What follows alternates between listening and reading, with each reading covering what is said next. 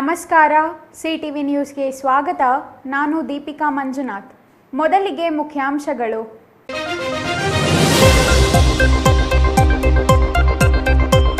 ಇಂದು ಜೇನುಹುಳುಗಳ ದಿನಾಚರಣೆ. ಆತಂಕ ಸೃಷ್ಟಿಸುತ್ತಿದೆ ಜೇನುಗೂಡುಗಳ ಅವಸಾನ. ಅತಿಯಾದ ಕೀಟನಾಶಕಗಳಿಂದ ಅವಸಾನವಾಗುತ್ತಿರುವ ಜೇನು ಮಾನವ ಸಂಕುಲಕ್ಕೆ ಮಾರಕ. ಸರ್ಕಾರ ವರ್ಷಾಚರಣೆಯಲ್ಲಿ ಸಂಭ್ರಮಿಸುತ್ತಿದ್ದರೆ ರೈತರ ಬರ ಪರಿಹಾರದ ಹಣ ಬ್ಯಾಂಕ್ ಸಾಲಕ್ಕೆ ಜಮೆಯಾಗುತ್ತಿದೆ. ಮಾಜಿ ಮುಖ್ಯಮಂತ್ರಿ HD ಕುಮಾರಸ್ವಾಮಿ ಲೇವಡಿ. ಖಾಸಗಿ ಕಂಪನಿಯ ಕೆಲಸ ಬಿಟ್ಟು ಕೃಷಿ ಮಾಡುತ್ತಿರುವ ಯುವಕ. 2 ಎಕರೆಯಲ್ಲಿ ಬೀನ್ಸ್ ಬೆಳೆದು 17 ಲಕ್ಷ ಗಳಿಸಿದ ವಿದ್ಯಾವಂತ. ರೈತರಿಗೆ ಮಾದರಿಯಾದ ಯುವ ರೈತ. ಕೇಂದ್ರ ಮಾತ್ರವಲ್ಲ, ರಾಜ್ಯ ಸರ್ಕಾರವು ತನ್ನ ಪಾಲಿನ ಬರ ಪರಿಹಾರ ನೀಡಬೇಕು. ಎತ್ತಿನಹೊಳೆ ನೀರು ಶೀಘ್ರವಾಗಿ ಹರಿಸಬೇಕು. ರಾಜ್ಯ ರೈತ ಸಂಘದ ಅಧ್ಯಕ್ಷ ಕೋಡಿಹಳ್ಳಿ ಚಂದ್ರಶೇಖರ್ ರಾಜ್ಯ ಸರ್ಕಾರದ ವಿರುದ್ಧ ಗರಂ.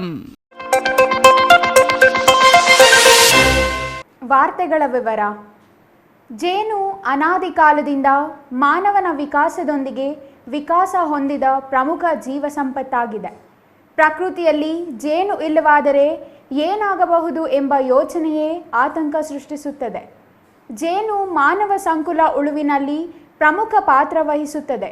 ಇಂತಹ ಜೇನು ಇತ್ತೀಚಿನ ದಿನಗಳಲ್ಲಿ ಸಂಕಷ್ಟಕ್ಕೆ ಸಿಲುಕಿದೆಯೇ, ಅವಸಾನದ ಅಂಚಿಗೆ ತಲುಪುತ್ತಿದೆಯೇ?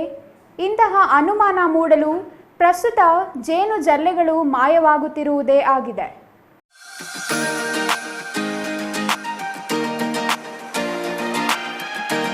ಹೌದು, ಇಂದು ಜೇನುಹುಳುಗಳ ದಿನಾಚರಣೆ. ಕೇವಲ ಸಿಮೆಂಟ್ ಕಟ್ಟಡದಲ್ಲಿ ಕುಳಿತು ಜೇನುಹುಳುಗಳ ದಿನಾಚರಣೆ ಆಚರಿಸೋದು ಅನ್ನೋದು ನಮ್ಮ ನವ ನಾಗರಿಕತೆಗೆ ಹೊಸದೇನೂ ಅಲ್ಲ.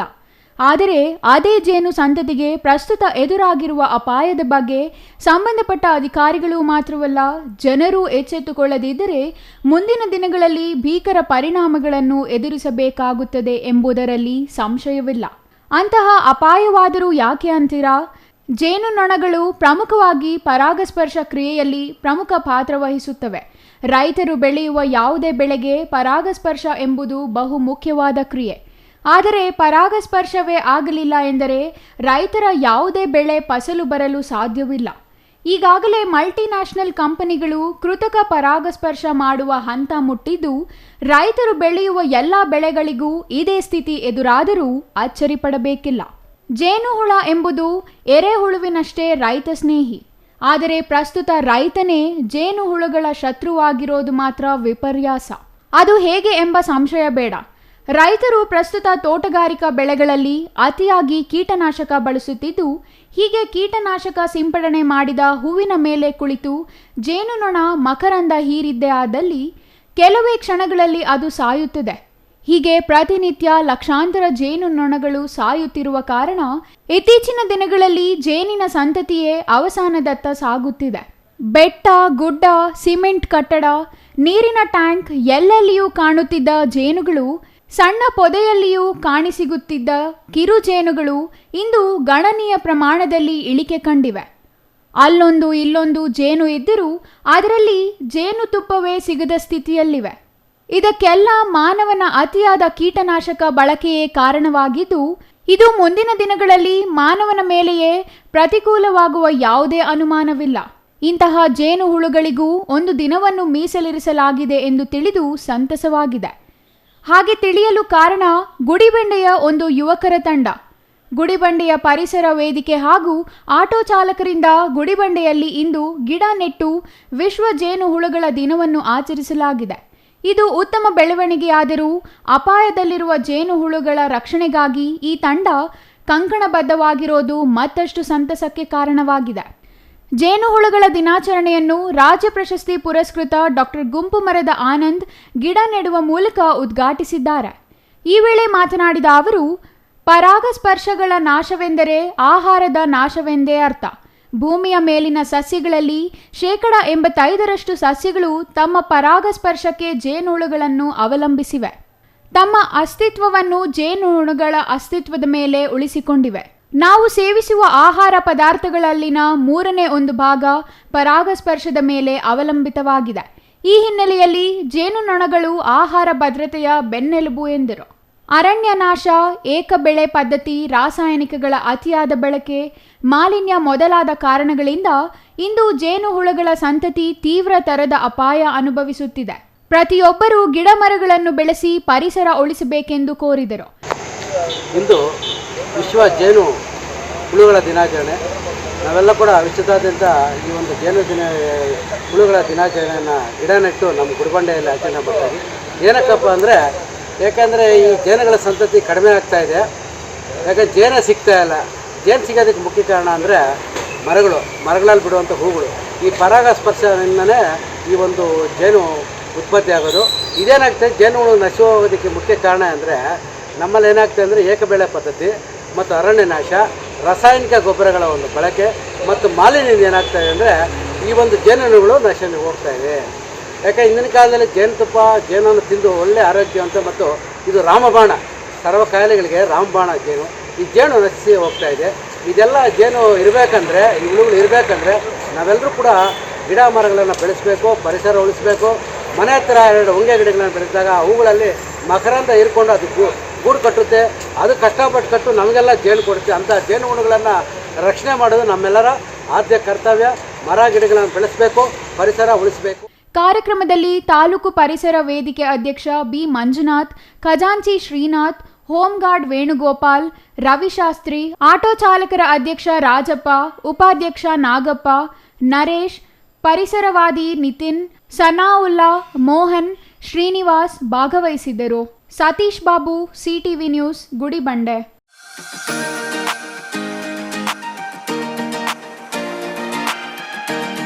ರಾಜ್ಯ ಸರ್ಕಾರ ವರ್ಷದ ಸಂಭ್ರಮದಲ್ಲಿದೆ. ಆದರೆ ಕೇಂದ್ರ ಸರ್ಕಾರ ನೀಡಿರುವ ಬೆಳೆ ಪರಿಹಾರದ ಹಣ ಸಾಲಕ್ಕೆ ಜಮೆಯಾಗುತ್ತಿದೆ. ಇದು ಈ ಸರ್ಕಾರದ ವೈಖರಿ ಎಂದು ಮಾಜಿ ಮುಖ್ಯಮಂತ್ರಿ ಎಚ್.ಡಿ. ಕುಮಾರಸ್ವಾಮಿ ಲೇವಡಿ ಮಾಡಿದರು. ಸರ್ಕಾರ ಎಲ್ಲ ಸಾಧನೆ ಹೇಳಿಕೊಳ್ಳುತ್ತಿದೆ, ಆದರೆ ಪೆನ್ಡ್ರೈವ್ ಸಾಧನೆ ಮಾತ್ರ ಇವರು ಹೇಳಿಕೊಳ್ಳುತ್ತಿಲ್ಲ. ವಿದ್ಯುತ್ ಸಂಚಲನ ಉಂಟು ಮಾಡಿದ, ವಿಶ್ವದಾದ್ಯಂತ ಸಂಚಲನ ಮೂಡಿಸಿದ ವಿಷಯವನ್ನು ಇವರು ಹೇಳೇ ಇಲ್ಲ. ಇದು ನನಗೆ ಆಶ್ಚರ್ಯ ಉಂಟು ಮಾಡಿದೆ ಎಂದು ಅವರು ತೀಕ್ಷ್ಣವಾಗಿ ಕುಟುಕಿದರು.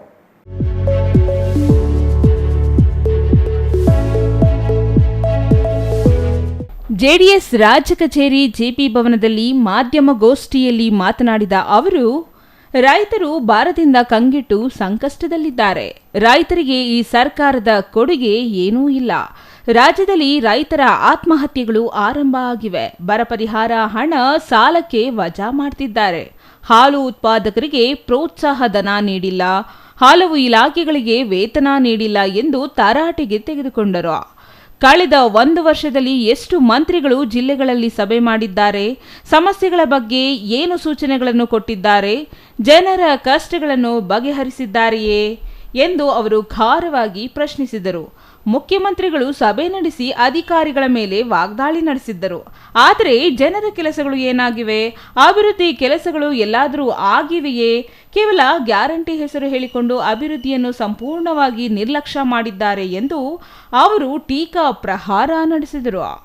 ರಾಜ್ಯದ ನೀರಾವರಿ ಯೋಜನೆಗಳ ಪರಿಸ್ಥಿತಿ ಏನಾಗಿದೆ? ರಸ್ತೆಯ ಪರಿಸ್ಥಿತಿ ಹೇಗಾಗಿದೆ? ಕಳೆದ 1 ವರ್ಷ ಬ್ರಾಂಡ್ ಬೆಂಗಳೂರು ಏನಾಗಿದೆ? ಮಳೆ ಬಂದು ಬೆಂಗಳೂರಿನ ಪರಿಸ್ಥಿತಿ ಏನಾಗಿದೆ ಎನ್ನುವುದನ್ನು ಈಗ ಕಣ್ಣಾರೆ ನೋಡುತ್ತಿದ್ದೇವೆ. 2 ದಿನ ಸುರಿದ ಮಳೆಗೆ ಬೆಂಗಳೂರು ಜನರು ನರಕ ನೋಡುತ್ತಿದ್ದಾರೆ. ಮನೆಗೆ ಬೀಗ ಹಾಕಿ ಹೋಟೆಲ್ಗೆ ಹೋಗಿ ಜೀವನ ಮಾಡುತ್ತಿದ್ದಾರೆ ಎಂದು ಕುಮಾರಸ್ವಾಮಿಯವರು ಕಿಡಿಕಾರಿದರು. ಅತ್ಯಂತ ಮೌಲ್ಯವಾದ ದಿನಗಳನ್ನು ನಾವು 1 ವರ್ಷದಲ್ಲಿ ಕಳೆದುಕೊಂಡಿದ್ದೇವೆ. ರಾಜ್ಯದ ಅಭಿವೃದ್ಧಿ ಹಿಮ್ಮುಖವಾಗಿದೆ ಎಂದು ಮಾಜಿ ಮುಖ್ಯಮಂತ್ರಿಗಳು ಆಕ್ರೋಶ ವ್ಯಕ್ತಪಡಿಸಿದರು.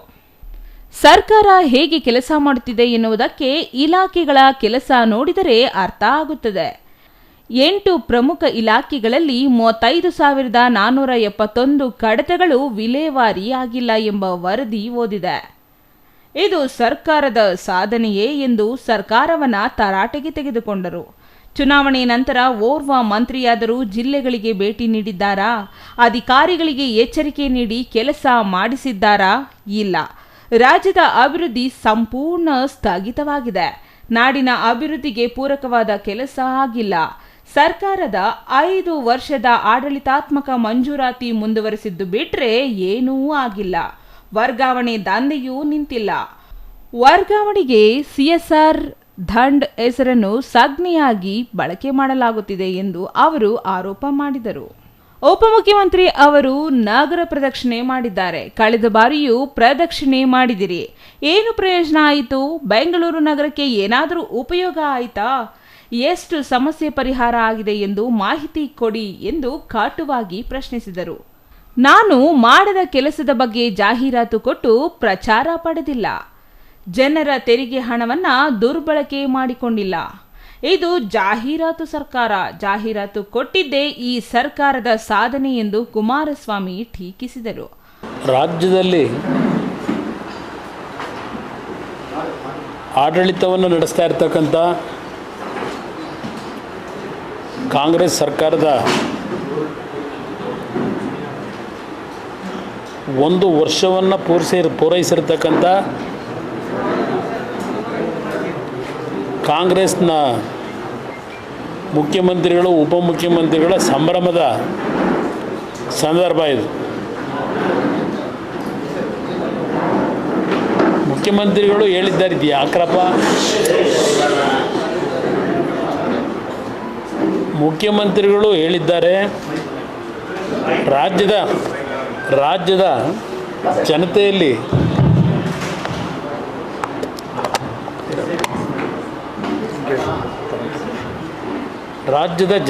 ಇದೇನು ಮೈಕ್ ಸರಿಯಾಗಿ ಗೊತ್ತಿಲ್ಲ,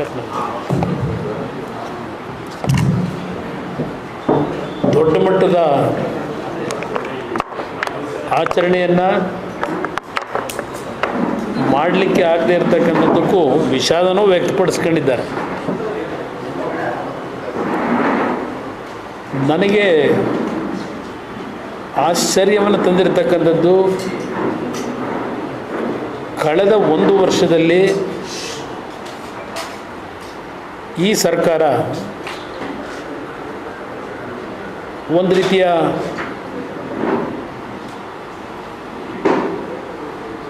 ಇದು ನಮ್ಮ ICUನಲ್ಲಿದ್ದಂಥ ಸರ್ಕಾರ ಇದು. ಕಳೆದ 1 ವರ್ಷದ ಈ ಸರ್ಕಾರದ ಆಡಳಿತ ICUಯಲ್ಲಿದ್ದಂಥ ಸರ್ಕಾರ ಇದು. ಆ 5 ಗ್ಯಾರಂಟಿಗಳನ್ನು ಹೊರತುಪಡಿಸಿ ಈ ಸರ್ಕಾರದ ಸಾಧನೆಗಳು ಇನ್ನೇನಿದೆ? 5 ವರ್ಷಗಳ ಗ್ಯಾರಂಟಿಯ ಯೋಜನೆಯ ಬಗ್ಗೆ ಪ್ರತಿದಿನ ಜಾಹೀರಾತುಗಳ ಮುಖಾಂತರ ಪ್ರಚಾರ ಮಾಡಿದಂಥದ್ದು ಒಂದು ಸಾಧನೆ. ಕೇಂದ್ರ ಸರ್ಕಾರದ ವಿರುದ್ಧ ಪ್ರತಿನಿತ್ಯ ಸಂಘರ್ಷವನ್ನು ಮಾಡಿದಂಥ ಮತ್ತೊಂದು ಸಾಧನೆ. ಕಳೆದ 1 ವರ್ಷದಲ್ಲಿ ನಾಡಿನ ಜನತೆ ಅತ್ಯಂತ ಒಂದು ಬರಗಾಲವನ್ನು ರೈತ ಕುಟುಂಬಗಳು ಎದುರಿಸಿರ್ತಕ್ಕಂಥ ಸಂದರ್ಭದಲ್ಲಿ ಆ ರೈತರ ಬದುಕನ್ನು ಯಾವ ರೀತಿ ಅವರಿಗೆ ಧೈರ್ಯ ತುಂಬತಕ್ಕಂಥ ಕೆಲಸ ಮಾಡಿದ್ದಾರೆ, ಅದು ಸಹ ಎಲ್ಲೂ ಕಾಣಲೇ ಇಲ್ಲ. ಇನ್ನು ಈ ಸಂದರ್ಭದಲ್ಲಿ ಮಾಜಿ ಸಚಿವ ಬಂಡೆಪ್ಪ ಕಾಶೆಂಪುರ, ಸಾರಾ ಮಹೇಶ್, ಜೆಡಿಎಸ್ ಬೆಂಗಳೂರು ನಗರ ಘಟಕದ ಅಧ್ಯಕ್ಷ HM ರಮೇಶ್ ಗೌಡ ಮತ್ತಿತರರು ಉಪಸ್ಥಿತರಿದ್ದರು. News bureau, CTV news, Chikkaballapur. ಖಾಸಗಿ ಕಂಪನಿಯಲ್ಲಿ ಕೆಲಸ ಮಾಡುತ್ತಿದ್ದ ವಿದ್ಯಾವಂತ ಯುವಕನೊಬ್ಬ ಕೆಲಸ ತೊರೆದು ತಂದೆ ಮಾಡುತ್ತಿದ್ದ ಕೃಷಿ ಮಾಡಲು ಮುಂದಾಗಿದ್ದಾನೆ. 2 ಎಕರೆ ಜಮೀನಿನಲ್ಲಿ ಬೀನ್ಸ್ ಬೆಳೆದು ಲಕ್ಷಾಧಿಪತಿಯಾಗುವ ಮೂಲಕ ಇತರರಿಗೆ ಮಾದರಿಯಾಗಿದ್ದಾನೆ. 2 ಎಕರೆಯಲ್ಲಿ ಬೆಳೆದಿದ್ದ ಬೀನ್ಸ್ನಿಂದ 20 ಲಕ್ಷಕ್ಕೂ ಹೆಚ್ಚು ಆದಾಯ ಗಳಿಸುವ ಮೂಲಕ ಸಂಕಷ್ಟದಲ್ಲಿರುವ ರೈತರಿಗೆ ಈ ಯುವಕ ಮಾದರಿಯಾಗಿದ್ದಾನೆ.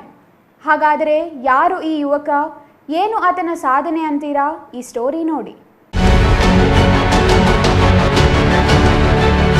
ಚಿಕ್ಕಬಳ್ಳಾಪುರ ನಗರ ಹೊರವಲಯದ ತಿಪ್ಪೇನಹಳ್ಳಿ ಗ್ರಾಮದ ಗಿರೀಶ್ ಎಂಬ ರೈತ ಕುಟುಂಬದ ಯುವಕ ಪದವಿ ಮುಗಿಸಿ 20,000 ವೇತನಕ್ಕೆ ಖಾಸಗಿ ಕಂಪನಿಯಲ್ಲಿ ಕೆಲಸಕ್ಕೆ ಹೋಗುತ್ತಿದ್ದ. ಆದರೆ ದುಡಿತ ಹೆಚ್ಚು, ವೇತನ ಕಡಿಮೆ ಎಂಬುದನ್ನು ಅರಿತ ಆತ ವೇತನ ಸಾಕಾಗುತ್ತಿಲ್ಲವೆಂದು ಕೆಲಸ ತೊರೆದು ತಂದೆಯ ಜೊತೆ ಕೃಷಿ ತೋಟಗಾರಿಕೆಯತ್ತ ವಾಲಿದ್ದಾನೆ. ಇದೇ ಸಮಯದಲ್ಲಿ ತರಕಾರಿಗಳಲ್ಲಿ ಪ್ರಮುಖವಾದ ಬೀನ್ಸ್ ಬೆಲೆ ಬಂಗಾರದ ಬೆಲೆ ಆಗಿದೆ. ಪ್ರಸ್ತುತ 1 ಕೆಜಿ ಬೀನ್ಸ್ ಬೆಲೆ 170 ರಿಂದ 200 ರೂಪಾಯಿಗೆ ಮಾರಾಟವಾಗುತ್ತಿದೆ. ವಿಪರೀತ ತಾಪಮಾನದಿಂದ ಫಸಲು ಬರದೆ ಮೊಳಕೆಯಲ್ಲೇ ಬೀನ್ಸ್ ಕಮರಿದೆ. ಇದರಿಂದ ಇಳುವರಿಯೇ ಇಲ್ಲವಾಗಿ ಮಾರುಕಟ್ಟೆಯಲ್ಲಿ ಬೀನ್ಸ್ ಬೆಲೆ ವಿಪರೀತ ಹೆಚ್ಚಾಗಿದೆ. ಮಾರುಕಟ್ಟೆಯಲ್ಲಿ ಯಾವುದೇ ಸರಕು ಆವಕ ಕಡಿಮೆಯಾದಲ್ಲಿ ಬೆಲೆ ಹೆಚ್ಚಾಗುವುದು ಸಹಜ. ಅದೇ ರೀತಿಯಲ್ಲಿ ಅತಿಯಾದ ಬಿಸಿಲು ಮತ್ತು ಹೆಚ್ಚಿದ ತಾಪಮಾನದಿಂದಾಗಿ ಬೀನ್ಸ್ ಬೆಳೆಯಲ್ಲಿ ಇಳುವರಿ ಕುಂಠಿತವಾದ ಕಾರಣ ಸಹಜವಾಗಿಯೇ ಮಾರುಕಟ್ಟೆಯಲ್ಲಿ ಬೆಲೆ ವಿಪರೀತವಾಗಿ ಏರಿಕೆಯಾಗಿದೆ. ಪ್ರಸ್ತುತ ಪ್ರತಿ ಕೆಜಿ ಬೀನ್ಸ್ 200 ರೂಪಾಯಿಗೆ ಮಾರಾಟವಾಗುತ್ತಿದ್ದು, ಇದು ಇನ್ನೂ ಹೆಚ್ಚುವ ಸೂಚನೆಗಳಿವೆ. ಇವೆಲ್ಲವನ್ನು ಗಮನಿಸಿದ ಈ ಯುವಕ ಗಿರೀಶ್ ಹಗಲು ರಾತ್ರಿ ಕಷ್ಟಪಟ್ಟು 2 ಎಕರೆ ಜಮೀನಿನಲ್ಲಿ ಬೀನ್ಸ್ ಬೆಳೆದಿದ್ದಾನೆ. ಈಗಾಗಲೇ 5 ಸಲ ಕಟಾವು ಮಾಡಿದ್ದು 10 ಟನ್ಗೂ ಹೆಚ್ಚು ಬೀನ್ಸ್ ಇಳುವರಿ ಬಂದಿದೆ. ಕೆಜಿ ಬೀನ್ಸ್ಗೆ ಸರಾಸರಿ 180 ರೂಪಾಯಿ ಮಾರಾಟವಾಗುತ್ತಿದೆ. ಇದರಿಂದ ಕೇವಲ 2 ತಿಂಗಳಿನಲ್ಲಿ 17 ಲಕ್ಷಕ್ಕೂ ಹೆಚ್ಚು ಆದಾಯ ಗಳಿಸಿದ್ದಾನೆ. ನನ್ನ ಹೆಸರು ಗಿರೀಶ್ ಅಂತ. ನಮ್ಮದು ತಿಪ್ಪೇನಹಳ್ಳಿ. ನಮ್ಮದು 8 ಎಕರೆ ಜಮೀನಿದೆ.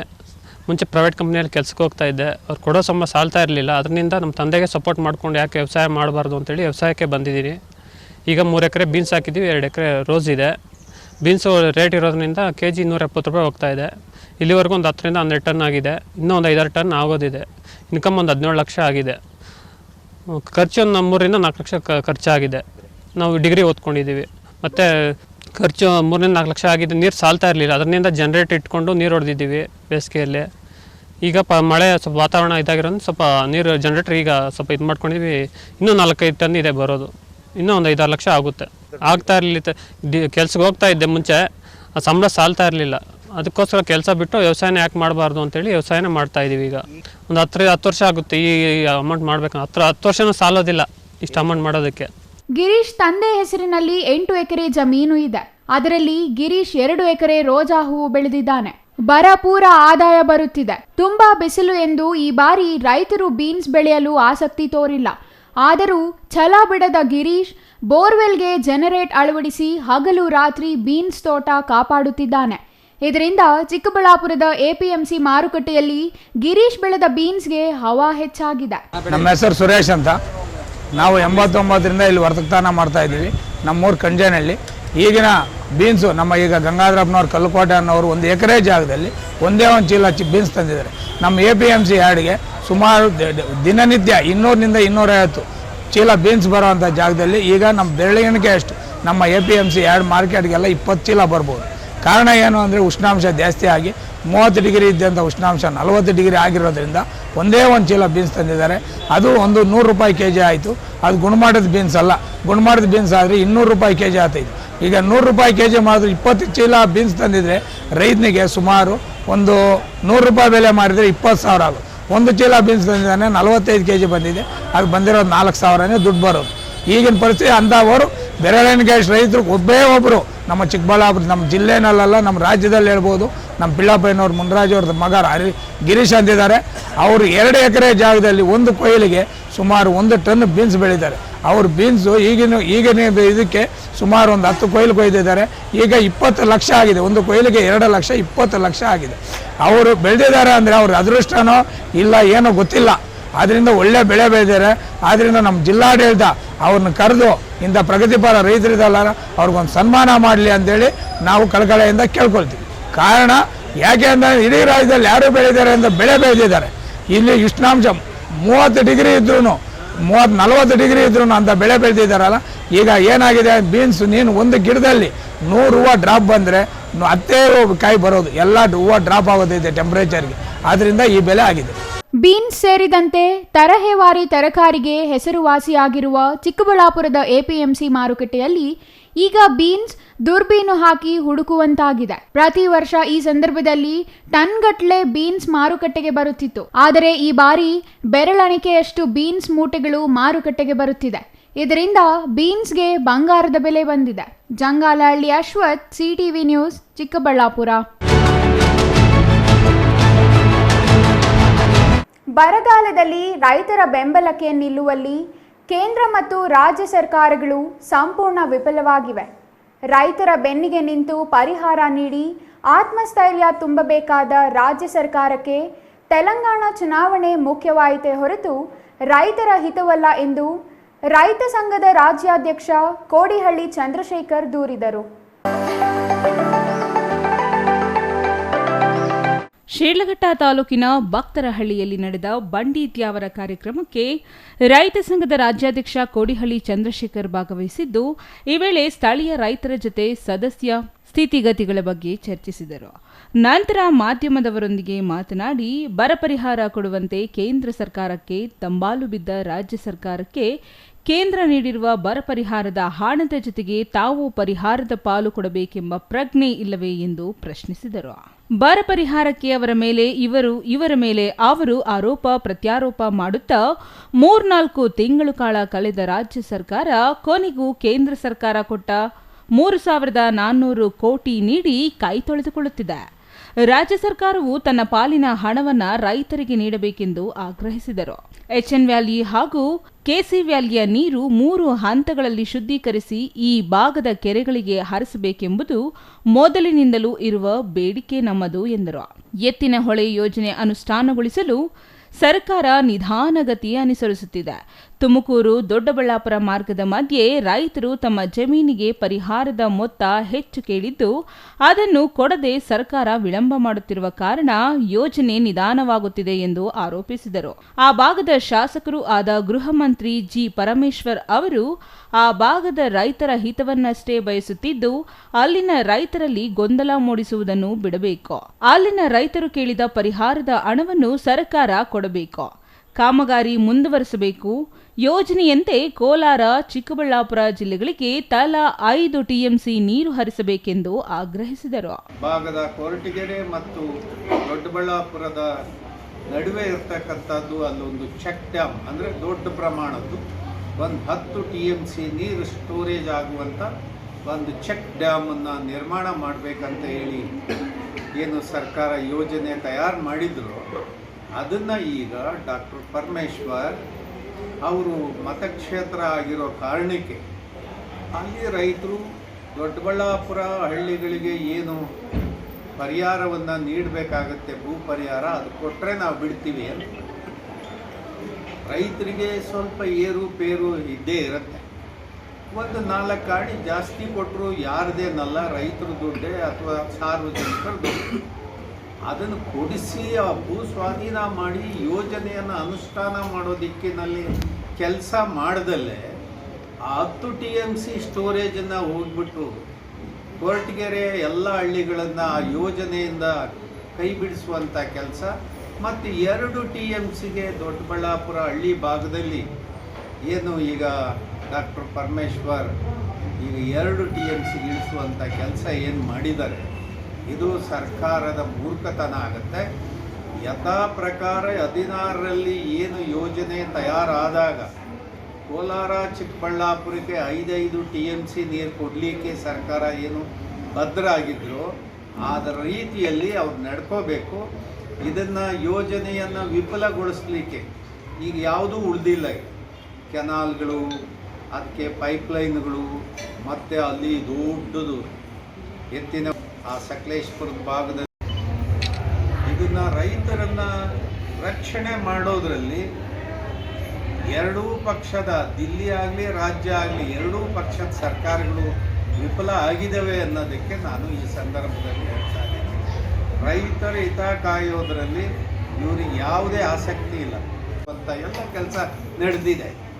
ಆದರೆ ಇಲ್ಲಿ ರಾಜಕಾರಣಿಗಳಿಗೆ ಇಚ್ಛಾಶಕ್ತಿ ಇಲ್ಲದೆ ಈ ಥರ ಯೋಜನೆಯನ್ನೇ ದಾರಿ ತಪ್ಪಿಸುವಂಥ ಕೆಲಸ ಮಾಡೋದಾದರೆ ರೈತರು ಮತ್ತು ರೈತ ಸಂಘ ಸುಮ್ಮನೆ ಇರೋಕ್ಕಾಗಲ್ಲ. ಸರ್ಕಾರಕ್ಕೆ ಎಚ್ಚರಿಕೆ ಕೊಡ್ತಾ ಇದ್ದೀವಿ. ರೈತರಿಗೆ ಅದು ಎಷ್ಟಾರು ಆಗಲಿ ಭೂ ಪರಿಹಾರ 4 ಕಾಣಿ ಜಾಸ್ತಿ ಕೊಡೋದಾಗಲಿ ತಕ್ಷಣವೇ ಯೋಜನೆಯನ್ನು ಅನುಷ್ಠಾನಕ್ಕೆ ತರೋ ಕೆಲಸಕ್ಕೆ ಮುಂದಾಗಬೇಕು.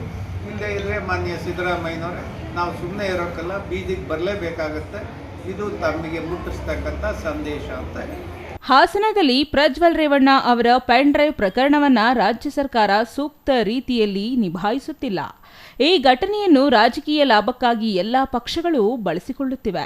ಪ್ರಜ್ವಲ್ ಅವರಾಗಲಿ ಅಥವಾ ಇನ್ಯಾರೇ ಆಗಲಿ ಅಂತಹ ನೀಚ ಕೃತ್ಯವನ್ನು ಮಾಡಿದಾಗ ಅದಕ್ಕೆ ಸೂಕ್ತ ಕಾನೂನು ರೀತಿಯಲ್ಲಿ ಕಠಿಣವಾಗಿ ಶಿಕ್ಷಿಸಿ ಸಮಾಜದಲ್ಲಿ ಇಂತಹ ಕೃತ್ಯ ನಡೆಸುವವರಿಗೆ ಕಠಿಣ ಸಂದೇಶ ರವಾನಿಸಬೇಕಾದ ಸರ್ಕಾರವೇ ನಿಧಾನಗತಿ ಅನುಸರಿಸಿ ಇಲ್ಲ ಸಲ್ಲದ ಅನುಮಾನಗಳಿಗೆ ಎಡೆ ಮಾಡಿಕೊಟ್ಟಿದೆ ಎಂದರು. ವಿದೇಶದಲ್ಲಿ ಅಡಗಿರುವ ಪ್ರಜ್ವಲ್ರನ್ನ ಬಂಧಿಸುವಷ್ಟು ಕಾನೂನು ನೆರವು, ತಾಂತ್ರಿಕತೆ, ದಕ್ಷ, ಅನುಭವಿ ಅಧಿಕಾರಿಗಳಿಗೆ ನಮ್ಮಲ್ಲೇನೂ ಕೊರತೆ ಇಲ್ಲ. ಅಷ್ಟೆಲ್ಲ ಇದ್ದರೂ ಇದುವರೆಗೂ ಪ್ರಜ್ವಲ್ರನ್ನು ಬಂಧಿಸಿರುವುದು, ಪ್ರಕರಣವನ್ನ ಒಂದು ಹಂತಕ್ಕೆ ಕೊಂಡೊಯ್ದಿರುವುದು ಜನಸಾಮಾನ್ಯರಲ್ಲಿ ಸರ್ಕಾರ ತನಿಖೆ ಮೇಲೆ ನಂಬಿಕೆ ಕಳೆದುಕೊಳ್ಳುವಂತಾಗುತ್ತಿದೆ ಎಂದು ದೂರಿದರು. ಈ ಪೆನ್ ಡ್ರೈವು ಸಿಡಿಗಳು ಏನು ಕರ್ನಾಟಕದಲ್ಲಿ ಸದ್ದು ಮಾಡ್ತಾ ಇದೆ, ಇದನ್ನು ಮೂರನ್ನು ಬಿಟ್ಟವರು ಮಾಡ್ತಕ್ಕಂಥ ದಂಧೆಗಳು, ಮೂರನ್ನು ಬಿಟ್ಟವರು ಈ ಮಾಡ್ತಕ್ಕಂಥ ಕ್ರಿಯೆಗಳು, ಇದಕ್ಕೆ ಒಂದು ಕಡಿವಾಣ ಹಾಕಬೇಕು ಅಂದರೆ ಕಾನೂನು ಪ್ರಕಾರ ಶಿಕ್ಷೆ ಅದು ತರಲೇಬೇಕು. ಅದು SIT ಆಗಲಿ, ಸರ್ಕಾರದ ಬೇರೆ ಇಲಾಖೆಗಳಾಗಲಿ, ಅದು ಸರ್ಕಾರಕ್ಕೆ ಇರಬೇಕಾದಂಥ ಕಾಮನ್ ಸೆನ್ಸ್. ಈಗ ದೊಡ್ಡವ್ರ ಮಗ ಅಂತ ಹೇಳಿ ಅದನ್ನು ಭಾಳ ಮಂದಗತಿಯಲ್ಲಿ ಮಾಡ್ತಾ ಹೋಗೋದು, ರಾಜಕೀಯಕ್ಕೋಸ್ಕರ ಈ ಇಶ್ಯೂವನ್ನು ಬಳಕೆ ಮಾಡ್ಕೊಳ್ಳೋದು, ಇದು ಎಲ್ಲದೂ ಕೂಡ ಆಗಬಾರ್ದು. ತಪ್ಪಿತಸ್ಥನಿಗೆ ಶಿಕ್ಷೆ ಯಾವ ರೀತಿ ಆಗಬೇಕು, ಒಬ್ಬ ಸಾಮಾನ್ಯ ಮನುಷ್ಯನ ಮಗ ಅಪರಾಧ ಮಾಡಿದರೆ ಪರಪ್ಪನ ಅಗ್ರಹಾರಕ್ಕೆ ಹಾಕಿ ವಿಚಾರಣೆಗೆ ತಗೊಂಡು ಅವನು ಹಿಂದೆ ಮುಂದೆ ಹೆಂಗೆ ಬಾಯಿ ಬಿಡಿಸಿ ತಪ್ಪನ್ನು ಹೇಗೆ ನೀವು ಪರಿಶೀಲನೆ ಮಾಡಿ ಅದನ್ನು ಗಣನೆಗೆ ತಗೊಂತಿರೋ ಆ ಥರ ನೀವು ಮಾಡ್ತಾ ಇಲ್ಲಲ್ಲ. ಸಿದ್ದರಾಮಯ್ಯನ ಸರ್ಕಾರಕ್ಕೆ ದಮ್ ಲೆಸ್ ಆಯಿತಾ, ಅಥವಾ ಚುನಾವಣಾ ರಾಜಕಾರಣಕ್ಕೋಸ್ಕರನೇ ಸೀಮಿತವಾಗಿ ಇಶ್ಯೂಗಳನ್ನು ನೀವು ಬಳಕೆ ಮಾಡ್ತಾ ಇದ್ದೀರಾ? ನಿಮ್ಮ ನಿಜವಾಗ್ಲೂ ಅಪರಾಧಿಯನ್ನು ನೀವು ಪತ್ತೆ ಹಚ್ಚಕ್ಕೆ ಇಷ್ಟು ದಿವಸ ಬೇಕಿರಲಿಲ್ಲ. ಇವತ್ತು ಇರ್ತಕ್ಕಂಥ ಇಂಟೆಲಿಜೆನ್ಸಿ, ಇವತ್ತಿರ್ತಕ್ಕಂಥ ನಮ್ಮ ಅನುಕೂಲಗಳು ಜಗತ್ತಿನ ಯಾವುದೇ ಮೂಲೆಯಲ್ಲಿದ್ದರೂ ಹಿಡ್ಕೊಂಬಂದು ಎತ್ತೀವಿ ಅಲ್ಲಿ ಪರಪ್ಪನ ಅಗ್ರಹಕ್ಕೆ ಹಾಕ್ಕೊಂಡು ರಿಪೇರಿ ಮಾಡೋ ಕೆಲಸ ನಡೀತಾ ಇತ್ತು. ಇದು ನೀವು ಮಾಡೋಕ್ಕೆ ಆಗ್ತಾ ಇಲ್ಲ. ಯಾಕೆ ಆಗ್ತಾ ಇಲ್ಲ? ಅಂಥವ್ರು ಯಾರು ಕರ್ನಾಟಕದಲ್ಲಿ ಪೊಲೀಸ್ ಅಧಿಕಾರಿಗಳು ಇಲ್ವೇ? ಅಂಥ ಅಧಿಕಾರಿಗಳು ಇಲ್ವೇ ನಿಮ್ಮ ಹತ್ರ? ಇನ್ನು ಈ ಸಂದರ್ಭದಲ್ಲಿ ರಾಜ್ಯ ಪ್ರಧಾನ ಕಾರ್ಯದರ್ಶಿ ಭಕ್ತರಹಳ್ಳಿ ಬೈರೇಗೌಡ, ಜಿಲ್ಲಾಧ್ಯಕ್ಷ ರಾಮನಾಥ, ತಾಲೂಕು ಅಧ್ಯಕ್ಷ ತಾದೂರು ಮಂಜುನಾಥ್, ಜಿಲ್ಲಾ ಉಪಾಧ್ಯಕ್ಷ ವೀರಾಪುರ ಮುನಿನಂಜಪ್ಪ, ಬೀರಪ್ಪ ಮತ್ತಿತರರು ಹಾಜರಿದ್ದರು. ಛಾಯಾ ರಮೇಶ್, ಸಿಟಿವಿ ನ್ಯೂಸ್, ಶಿಡ್ಲಘಟ್ಟ. ಇದೀಗ ಚಿಕ್ಕದೊಂದು ವಿರಾಮ. ವಿರಾಮದ ನಂತರ ಸಿಟಿವಿ ನ್ಯೂಸ್ ಮುಂದುವರಿಯಲಿದೆ.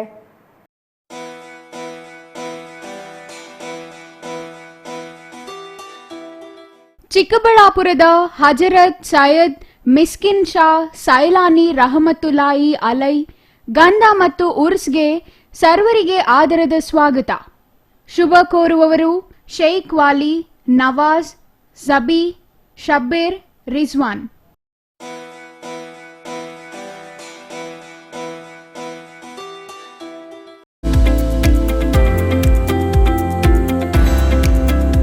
ತಕ್ಷಣ ನೇಮಕಾತಿಗಾಗಿ ಚಿಕ್ಕಬಳ್ಳಾಪುರದಲ್ಲಿ ಕಾರ್ಯನಿರ್ವಹಿಸಲು ಟೆಲಿಕಾಲರ್ಸ್ ಬೇಕಾಗಿದ್ದಾರೆ.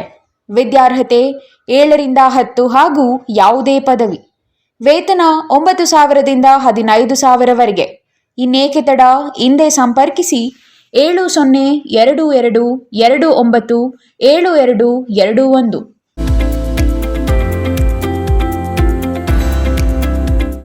ನಿಮ್ಮ ಮಕ್ಕಳ ಹುಟ್ಟುಹಬ್ಬವೇ ಕೇವಲ 500 ರೂಪಾಯಿಗೆ ಸಿಗಲಿದೆ ಪ್ರಚಾರ. ವಿವಾಹ, ವಾರ್ಷಿಕೋತ್ಸವ, ನಾಮಕರಣ, ಗೃಹ ಪ್ರವೇಶ, ಶುಭ ಕಾರ್ಯ ಯಾವುದೇ ಇರಲಿ, ನಾವು ನೀಡ್ತೀವಿ ಪ್ರಚಾರ. ಸುದ್ದಿ ಸಮಯದಲ್ಲಾದರೆ 1,000, ಇತರೆ ಸಮಯದಲ್ಲಿ ಕೇವಲ 500 ರೂಪಾಯಿಯಲ್ಲಿಯೇ ಪ್ರಚಾರ. ನಿಮ್ಮ ಸಿಟಿವಿ ನ್ಯೂಸ್ನಲ್ಲಿ ಅತಿ ಕಡಿಮೆ ಬೆಲೆ, ಹೆಚ್ಚಿನ ಪ್ರಚಾರ. 2 ದಿನದ ಮುಂಚಿತವಾಗಿ ಮಾಹಿತಿ ಕಳುಹಿಸಿ. ಕೂಡಲೇ ಸಂಪರ್ಕಿಸಿ 9916317028. ಮತ್ತೊಂದು ಸಂಖ್ಯೆ 9535 611-141. Jain Mission Hospital, Jain Mission ಟ್ರಸ್ಟ್ನ ಲಾಭರಹಿತ ಉಪಕ್ರಮ, ಬಿಬಿ ರಸ್ತೆ, ಚಿಕ್ಕಬಳ್ಳಾಪುರ. ಇನ್ನು ಮುಂದೆ ಹೆಚ್ಚಿನ ಚಿಕಿತ್ಸೆಗಾಗಿ ಬೆಂಗಳೂರಿಗೆ ಹೋಗಬೇಕು ಎಂಬ ಚಿಂತೆ ಬೇಡ. ಚಿಕ್ಕಬಳ್ಳಾಪುರದ ಮೊಟ್ಟ ಮೊದಲ ಅತ್ಯಾಧುನಿಕ ತಂತ್ರಜ್ಞಾನ, ಗುಣಮಟ್ಟದ ವೈದ್ಯಕೀಯವನ್ನು ಒಳಗೊಂಡ ಏಕೈಕ ಆಸ್ಪತ್ರೆ ಜೈನ್ ಮಿಷನ್ ಹಾಸ್ಪಿಟಲ್. ದಿನದ 24 ಗಂಟೆಗಳು ನೆಬುಲೈಸೇಷನ್, ಹೆರಿಗೆ, ಐಸಿಯು, ಟ್ರಾಮ್ ಸೆಂಟರ್, ಆಂಬ್ಯುಲೆನ್ಸ್ ಸೇವೆಗಳು ಲಭ್ಯವಿದೆ. ಜೈನ್ ಮಿಷನ್ ಆಸ್ಪತ್ರೆಯು 4 ಅಂತಸ್ತಿನ ಕಟ್ಟಡವನ್ನು ಒಳಗೊಂಡಿದ್ದು 100 ಹಾಸಿಗೆಗಳುಳ್ಳ ಸುಸಜ್ಜಿತವಾದ ಆಸ್ಪತ್ರೆಯಾಗಿದೆ. ಅಲ್ಲದೆ ಸುಧಾರಿತ ಲ್ಯಾಬ್ ಸೌಲಭ್ಯಗಳು, ಎಕ್ಸ್ರೇ, ಓಟಿ ಕಾಂಪ್ಲೆಕ್ಸ್, ಲ್ಯಾಬ್ ಸೇವೆಗಳು, ಒಳಗಿನ ರೋಗಿಗಳು, ಸಾಮಾನ್ಯ ಸೇವೆಗಳು ಲಭ್ಯವಿದೆ. 24 ಗಂಟೆಗಳ ತುರ್ತು ಸೇವೆಗಳು, ಐಸಿಯು, ಎನ್ಐಸಿಯು, ಅಪಘಾತ ಮತ್ತು ತುರ್ತು ಚಿಕಿತ್ಸೆ, ಫಾರ್ಮಸಿ, ಆಂಬ್ಯುಲೆನ್ಸ್.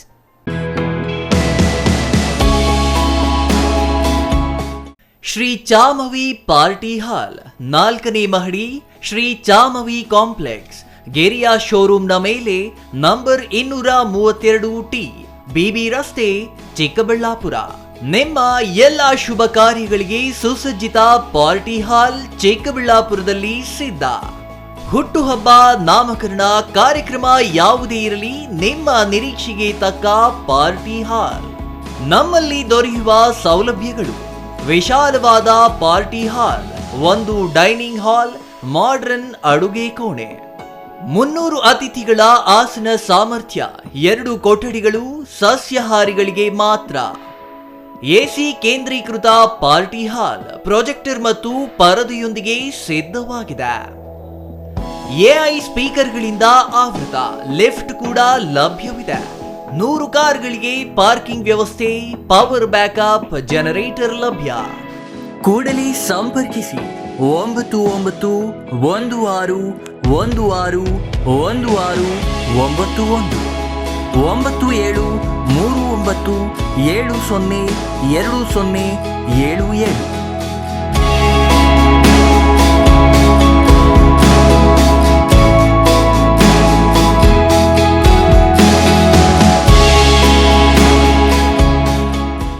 ವಿರಾಮದ ನಂತರ ಮತ್ತೆ ಸಿಟಿವಿ ನ್ಯೂಸ್ಗೆ ಸ್ವಾಗತ.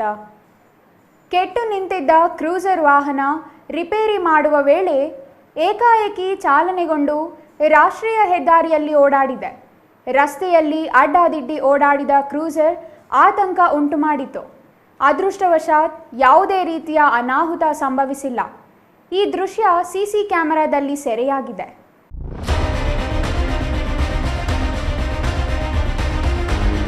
ಧರ್ಮಸ್ಥಳದಿಂದ 7 ಜನರ ತಂಡ ಕ್ರೂಸರ್ ವಾಹನದಲ್ಲಿ ದೊಡ್ಡಬಳ್ಳಾಪುರಕ್ಕೆ ಪ್ರಯಾಣಿಸುತ್ತಿದ್ದರು. ಈ ವೇಳೆ ನೆಲಮಂಗಲದ ರಾಷ್ಟ್ರೀಯ ಹೆದ್ದಾರಿ 48ರ ಎಡೆಹಟ್ಟಿ ಬಳಿ ಎಕ್ಸಲೇಟರ್ ವೈರ್ ಕಟ್ ಆಗಿದೆ. ವಾಹನವನ್ನ ರಸ್ತೆ ಪಕ್ಕದಲ್ಲಿ ನಿಲ್ಲಿಸಿಕೊಂಡು ರಿಪೇರಿ ಮಾಡಲಾಗುತ್ತಿತ್ತು. ಈ ವೇಳೆ ಕ್ರೂಸರ್ ವಾಹನ ಏಕಾಏಕಿ ಸ್ಟಾರ್ಟ್ ಆಗಿ ಹಿಂಭಾಗದಿಂದ ಚಲಿಸಲು ಪ್ರಾರಂಭಿಸಿದೆ. ರಾಷ್ಟ್ರೀಯ ಹೆದ್ದಾರಿಗೆ ನುಗ್ಗಿ ಡಿವೈಡರ್, ವಿದ್ಯುತ್ ಕಂಬ, ಕಾರು ಮತ್ತು ಬೈಕ್ಗೆ ಡಿಕ್ಕಿ ಹೊಡೆದಿದೆ.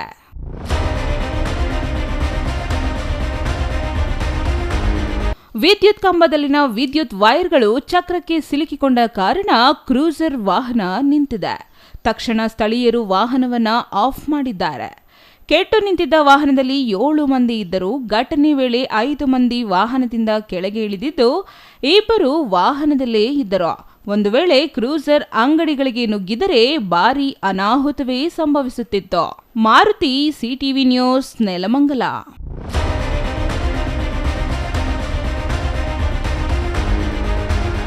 ತುರುವೇಕೆರೆ ಶಾಸಕ ಎಂಟಿ ಕೃಷ್ಣಪ್ಪನವರ ಬಗ್ಗೆ ಗುಬ್ಬಿ ಶಾಸಕ ಎಸ್ಆರ್ ಶ್ರೀನಿವಾಸ್ ಅವಹೇಳನಕಾರಿಯಾಗಿ ಮಾತನಾಡಿರುವುದು ಖಂಡನೀಯ. ಶಾಸಕ ಎಂಪಿ ಕೃಷ್ಣಪ್ಪನವರು ನಿಮ್ಮನ್ನು ಕಳ್ಳ ಎಂದು ಹೇಳಿಕೆ ನೀಡಿದ ಆಡಿಯೋ ಅಥವಾ ವಿಡಿಯೋ ಇದ್ದರೆ ಬಹಿರಂಗಪಡಿಸಿ ಎಂದು ತುರುವೇಕೆರೆ ತಾಲೂಕು ಜೆಡಿಎಸ್ ವಕ್ತಾರ ವೆಂಕಟಾಪುರ ಯೋಗೇಶ್ ಸವಾಲು ಹಾಕಿದರು. ತುರುವೇಕೆರೆ ಪಟ್ಟಣದ ದಬ್ಬೆಘಟ್ಟ ರಸ್ತೆಯ ಜೆಡಿಎಸ್ ಕಚೇರಿಯಲ್ಲಿ ನಡೆದ ಸುದ್ದಿಗೋಷ್ಠಿಯಲ್ಲಿ ಮಾತನಾಡಿದ ತುರುವೇಕೆರೆ ತಾಲೂಕು ಜೆಡಿಎಸ್ ವಕ್ತಾರ ವೆಂಕಟಾಪುರ ಯೋಗೇಶ್, ತಾಕತ್ತಿದ್ದರೆ ಗುಬ್ಬಿಗೆ ಬನ್ನಿ, ನಿಮ್ಮ ಕೋರಳಪಟ್ಟಿ ಹಿಡಿದು ಎಳೆದುಕೊಳ್ಳುತ್ತೇನೆ ಮತ್ತು ಕೃಷ್ಣಪ್ಪನವರ ಗಂಡಸ್ತನದ ಬಗ್ಗೆ ಮಾಧ್ಯಮದ ಪ್ರತಿನಿಧಿಗಳ ಮುಂದೆ ಪ್ರಶ್ನೆ ಮಾಡಿದ್ದೀರಿ. ಕೃಷ್ಣಪ್ಪನವರ ಗಂಡಸ್ತನ ಏನು ಎಂಬುದು ಇಡೀ ರಾಜ್ಯಕ್ಕೆ ಗೊತ್ತಿದೆ.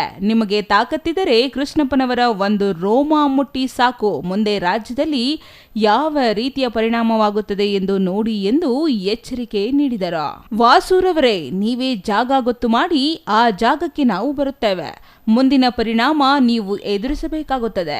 ಸಂಸದ GS ಬಸವರಾಜ್ ಅವರ ಬಗ್ಗೆ ಮಾತನಾಡಿದ ಹಾಗೆ, ರಾಯಚಂದ್ರ ರವಿ ಅವರ ಮೇಲೆ ಹಲ್ಲೆ ಮಾಡಿದ ಹಾಗೆ ಅನ್ನೋದನ್ನ ಮರೆತು ಬಿಡಿ. ನಿಮಗೆ ಮಾಧ್ಯಮದ ಮೂಲಕ ಎಚ್ಚರಿಕೆ ನೀಡುತ್ತಿದ್ದೇವೆ. ಇನ್ನೊಮ್ಮೆ ಈ ರೀತಿ ಮಾತನಾಡಬೇಡಿ ಎಂದು ಎಚ್ಚರಿಸಿದರು. JDS ಕಾರ್ಯಕರ್ತರು ಬಳೆ ತೊಟ್ಟುಕೊಂಡಿಲ್ಲ, ಎಲ್ಲದಕ್ಕೂ ಸಿದ್ಧರಿದ್ದೇವೆ. ನಮ್ಮ ಶಾಸಕರು ಹೋರಾಟದಿಂದ ಬಂದವರು ಎಂದು ನಿಮಗೂ ತಿಳಿದಿದೆ ಎಂದರು. ರಾಜ್ಯ ಸರ್ಕಾರಿ ನೌಕರರ ಸಂಘಕ್ಕೆ ಕಾಯಕಲ್ಪ ತಂದುಕೊಟ್ಟಿದ್ದಾರೆ. ಈ ಕ್ಷೇತ್ರದ ಶಾಸಕರನ್ನಾಗಿ ನಾವು ಅವರನ್ನು ಪಡೆದಿರುವುದು ನಮ್ಮ ಪುಣ್ಯ. ಅವರ ಬಗ್ಗೆ ಅವಹೇಳನಕಾರಿಯಾಗಿ ಮಾತನಾಡಿದರೆ ಪರಿಣಾಮ ನೆಟ್ಟಗಿರಲ್ಲ ಎಂದು ಹೇಳಿದರು. ರಾಜ್ಯ ಮಟ್ಟದ ನಾಯಕರಾದಂಥ ಸನ್ಮಾನ್ಯ ಕೃಷ್ಣಪ್ಪನವ್ರ ಬಗ್ಗೆ ಗುಬ್ಬಿ ಕ್ಷೇತ್ರದ ಶಾಸಕರಾದಂಥ ವಾಸು ಅವರು ಅವಹೇಳನಕಾರಿಯಾಗಿ ಮಾತಾಡಿರ್ತಕ್ಕಂಥದ್ದನ್ನು ಖಂಡಿಸ್ತಕ್ಕಂಥ ವಿಚಾರವಾಗಿ ಇಲ್ಲಿ ಕರೆದಿರೋದು. ಒಂದು ವಿಚಾರ ವಾಸು ಅವರಿಗೆ ನೇರವಾಗಿ ನಾವು ಪ್ರಶ್ನೆ ಮಾಡ್ತಾ ಇರೋದು, ಕೃಷ್ಣಪ್ಪನವರು ಎಲ್ಲಿ ನಿಮ್ಮನ್ನು ಕಳ್ಳ ಅಂದಿದ್ದಾರೆ, ಅದ್ರ ಯಾವ್ದಾರ ಒಂದು ವಿಡಿಯೋ ಅಥವಾ ಆಡಿಯೋ ತುಣುಕಿದ್ರೆ ತೋರಿಸಿ ನಮಗೆ. ಒಂದು ಏನೂ ಇಲ್ಲದರೆ ಕೃಷ್ಣಪ್ಪನವ್ರ ಬಗ್ಗೆ ಅವಹೇಳನವಾಗಿ ಮಾತಾಡಿರ್ತಕ್ಕಂಥದ್ದು ತಪ್ಪು. ಆಮೇಲೆ ತಾಕತ್ತಿದ್ರೆ ನಿಮ್ಮ ಅಪ್ಪನ ಮುಟ್ಟಿದ್ರೆ ಗಂಡಸ ಇದ್ರೆ ಗುಬ್ಬಿಗೆ ಬರಲಿ ಪಟ್ಪಟ್ಟಿ ಹಿಡಿತೀನಿ ಅಂತ ಹೇಳಿದ್ರ. ಕೃಷ್ಣಪ್ಪನ ಗಂಡಸ್ತನ ಇಡೀ ರಾಜ್ಯಕ್ಕೆ ಗೊತ್ತು. ನಿನ್ನ ಹತ್ರ ಬಂದು ತೋರಿಸೋ ಅವಶ್ಯಕತೆ ನಮ್ಗಿಲ್ಲ. ನಿನ್ನ ಟೈಮು ಡೇಟು ಫಿಕ್ಸ್ ಮಾಡು, ಗುಬ್ಬಿಗೆ ನಾವು ಬರ್ತೀವಿ. ನಿನಗೆ ತಾಕತ್ತಿದ್ರೆ ನಮ್ಮ ಕೃಷ್ಣಪ್ಪನ ಬಟ್ಟೆ ಅಲ್ಲ, ಒಂದು ಕೂದಲು ಅಳ್ಳಾಡಿಸು ಸಾಕು. ಮುಂದಿಂದ ಏನಾಗ್ತದೆ ಈ ರಾಜ್ಯದಲ್ಲಿ ಅಂತಕ್ಕಂಥದ್ದನ್ನ ನೀನು ಅದನ್ನ ಎದುರಿಸ್ಬೇಕಾಗ್ತದೆ. ವಾಸು ಅವರೇ, ನೀವು ಎಲ್ಲರ ಬಗ್ಗೆ ಮಾತಾಡ್ದಂಗೆ GS ಬಸವರಾಜ್ ಬಗ್ಗೆ, ರಾಯಚಂದ್ರ ರವಿ ಬಗ್ಗೆ ಹಲ್ಲೆ ಮಾಡಿದಂಥದ್ದಲ್ಲ. ಆ ಥರ ನಮಗೆ ಉಳ್ಗಾಲ ಇಲ್ಲ. ಅದು ನಿಮಗೆ ಎಚ್ಚರಿಕೆ ಕೊಡ್ತಾ ಇದ್ದೀವಿ ನಮ್ಮ JDS ಕಾರ್ಯಕರ್ತರಾಗಿ. ನಿಮಗೆ ದಯಮಾಡಿ ಇನ್ನೊಮ್ಮೆ ಏನಾದರೂ ಕೃಷ್ಣಪ್ಪನವ್ರ ಸುದ್ದಿ ನೀವು ಬಂದಿದ್ದೆ ಆದರೆ ಅದ್ರ ಪರಿಣಾಮನ ಎದುರಿಸ್ಬೇಕಾಗ್ತದೆ. ನಾವು JDS ಕಾರ್ಯಕರ್ತರು ಯಾರು ಬಳೆ ತೊಟ್ಕೊಂಡು ಕೂತಿಲ್ಲ, ಎಲ್ಲದಕ್ಕೂ ನಾವು ಸಿದ್ಧವಾಗಿದ್ದೀವಿ. ಜೊತೆಗೆ ಕೃಷ್ಣಪ್ಪನವರು ಹೋರಾಟದಿಂದ ಬದುಕನ್ನು ಕಟ್ಕೊಂಡು ಬಂದಂಥವ್ರು, ನಿಮ್ಮೆಲ್ಲರಿಗೂ ಗೊತ್ತಿರ್ತಕ್ಕಂಥ ವಿಚಾರ.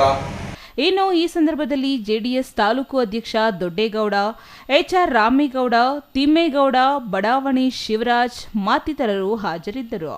Suresh Bapu, CTV news, Turuvekere. ಈವರೆಗೂ ಮುನಿಸಿಕೊಂಡಿದ್ದ ವರುಣ ಇದೀಗ ಕೆಂಗೆಣ್ಣು ಬೀರುತ್ತಿದ್ದಾನೆಯೇ? ಕಳೆದ 2 ವರ್ಷದಿಂದ ವಿರಾಮ ಪಡೆದಿದ್ದ ಮಳೆ ಈಗ ಕುಂಭದ್ರೋಣವಾಗಿ ಸುರಿಯುತ್ತಿದೆಯೇ? ಹಾಗಾದರೆ ಈ ವರ್ಷ ವರುಣನ ಅಬ್ಬರ ಜೋರಾಗಿದೆಯೇ? ಇಂತಹ ಅನುಮಾನ ಮೂಡೋದಕ್ಕೂ ಕಾರಣ ಏನು ಅಂತ ನೋಡ್ತಾ ಇದ್ದೀರಾ? ಸಂದೇಹವೇ ಬೇಡ, ಈ ಸ್ಟೋರಿ ನೋಡಿ. ದೇವನಹಳ್ಳಿನೇ ಗುರು, ಇದು ದೇವನಹಳ್ಳಿ ಬರೋ ರೋಡಲ್ಲ. ಇಲ್ಲಿ ಕಾಣ್ತಾ ಇದೆಯಲ್ಲ, ಈ ಪ್ರದೇಶವನ್ನೊಮ್ಮೆ ನೋಡೋಣ. ಅರೆ, ಇದೇನಿದು, ಯಾವುದೋ ಸಮುದ್ರ ತೋರಿಸ್ತಾ ಇದ್ದಾರೆ ಅಂತ ಹುಬೇರಿಸಬೇಡಿ. ಯಾಕೆಂದರೆ ಇದು ಅರಬ್ಬಿ ಸಮುದ್ರವೂ ಅಲ್ಲ, ಬಂಗಾಳ ಕೊಲ್ಲಿಯೂ ಅಲ್ಲ. ಇದು ನಮ್ಮ ಕೆಂಪೇಗೌಡ ಅಂತಾರಾಷ್ಟ್ರೀಯ ವಿಮಾನ ನಿಲ್ದಾಣಕ್ಕೆ ಹೊಂದಿಕೊಂಡಂತೆ ಇರುವ ದೇವನಹಳ್ಳಿ. ದೇವನಹಳ್ಳಿಯ ಯಾವುದೋ ಕೆರೆಯೂ ಅಲ್ಲ ಕಣ್ರಿ, ಇದು ರಾಷ್ಟ್ರೀಯ ಹೆದ್ದಾರಿ 44. ಮುಳುಗಿದ ಬೈಕ್ಗಳು, ತುಂಬಿ ಹರಿಯುತ್ತಿರೋ ನೀರು, ಕುಂಭದ್ರೋಣವಾಗಿ ಸುರಿಯುತ್ತಿರೋ ಮಳೆ, ಕಣ್ಣು ಹಾಯಿಸಿದಷ್ಟು ನೀರೋ ಕಾಣುತ್ತಿದೆ ಅಂದ ಮಾತ್ರಕ್ಕೆ ಅದು ಸಮುದ್ರ ಆಗಲು ಹೇಗೆ ಸಾಧ್ಯ ಅಲ್ವೇ? ಬಯಲು ಸೀಮೆಯ ದೇವನಹಳ್ಳಿ ಇಂತಹ ಜೋರು ಮಳೆಯಾಗಿದೆ ಎಂದರೆ ನಂಬಲೂ ಆಗುತ್ತಿಲ್ಲ ಅಲ್ಲವೇ? ಆದರೂ ಇದು ಸತ್ಯ. ಇಂದು ಸಂಜೆ ಸುರಿದ ಜೋರು ಮಳೆಗೆ ದೇವನಹಳ್ಳಿ ಹೊರವಲಯದ ರಾಷ್ಟ್ರೀಯ ಹೆದ್ದಾರಿ 44ರ ಸ್ಥಿತಿ ನೀವೇ ನೋಡಿ. ಇಂದು ಸಂಜೆ ಏಕಾಏಕಿ ಸುರಿದ ಮಳೆಯಿಂದಾಗಿ ವಾಹನ ಸಂಚಾರ ಸ್ಥಗಿತವಾಯಿತು. ಬೈಕ್ ಸವಾರರು ಮಳೆಯಿಂದ ತಪ್ಪಿಸಿಕೊಳ್ಳಲು ಆಶ್ರಯ ಹುಡುಕಿದರೆ, ಕಾರು ಮತ್ತು ಇತರೆ ವಾಹನ ಸವಾರರು ಅತಿಯಾದ ಮಳೆಯಿಂದಾಗಿ ಚಾಲನೆ ಮಾಡಲಾಗದೆ ವಾಹನಗಳನ್ನು ನಿಲ್ಲಿಸುವಂತಾಯಿತು.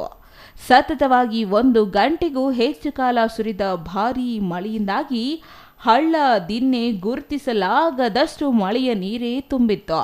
ರಾಷ್ಟ್ರೀಯ ಹೆದ್ದಾರಿಯಲ್ಲಂತೂ 4 ಅಡಿಗೂ ಹೆಚ್ಚು ಎತ್ತರಕ್ಕೆ ನೀರು ಹರಿದು ಜನರಿಗೆ ಆತಂಕ ಉಂಟು ಮಾಡಿತು. News bureau, CTV news, Chikkaballapur. Kendra Sahitya academy ಪ್ರಶಸ್ತಿ ಪುರಸ್ಕೃತ ಕವಿ ಲಕ್ಕೂರು ಆನಂದ್ ಅವರ ಅಕಾಲಿಕ ನಿಧನ ಸಾಹಿತ್ಯ ಲೋಕಕ್ಕೆ ತುಂಬಲಾರದ ನಷ್ಟ ಎಂದು ಕನ್ನಡ ಸಾಹಿತ್ಯ ಪರಿಷತ್ ಅಧ್ಯಕ್ಷ MV ಹನುಮಂತಯ್ಯ ಹೇಳಿದರು. ಮಾಲೂರು ಪಟ್ಟಣದ ಕನ್ನಡ ಸಾಹಿತ್ಯ ಪರಿಷತ್ ಕಚೇರಿಯಲ್ಲಿ ನಡೆದ ಲಕ್ಕೂರು ಆನಂದ್ ಅವರ ಶ್ರದ್ಧಾಂಜಲಿ ಸಭೆಯಲ್ಲಿ ಅವರು ಮಾತನಾಡಿದರು.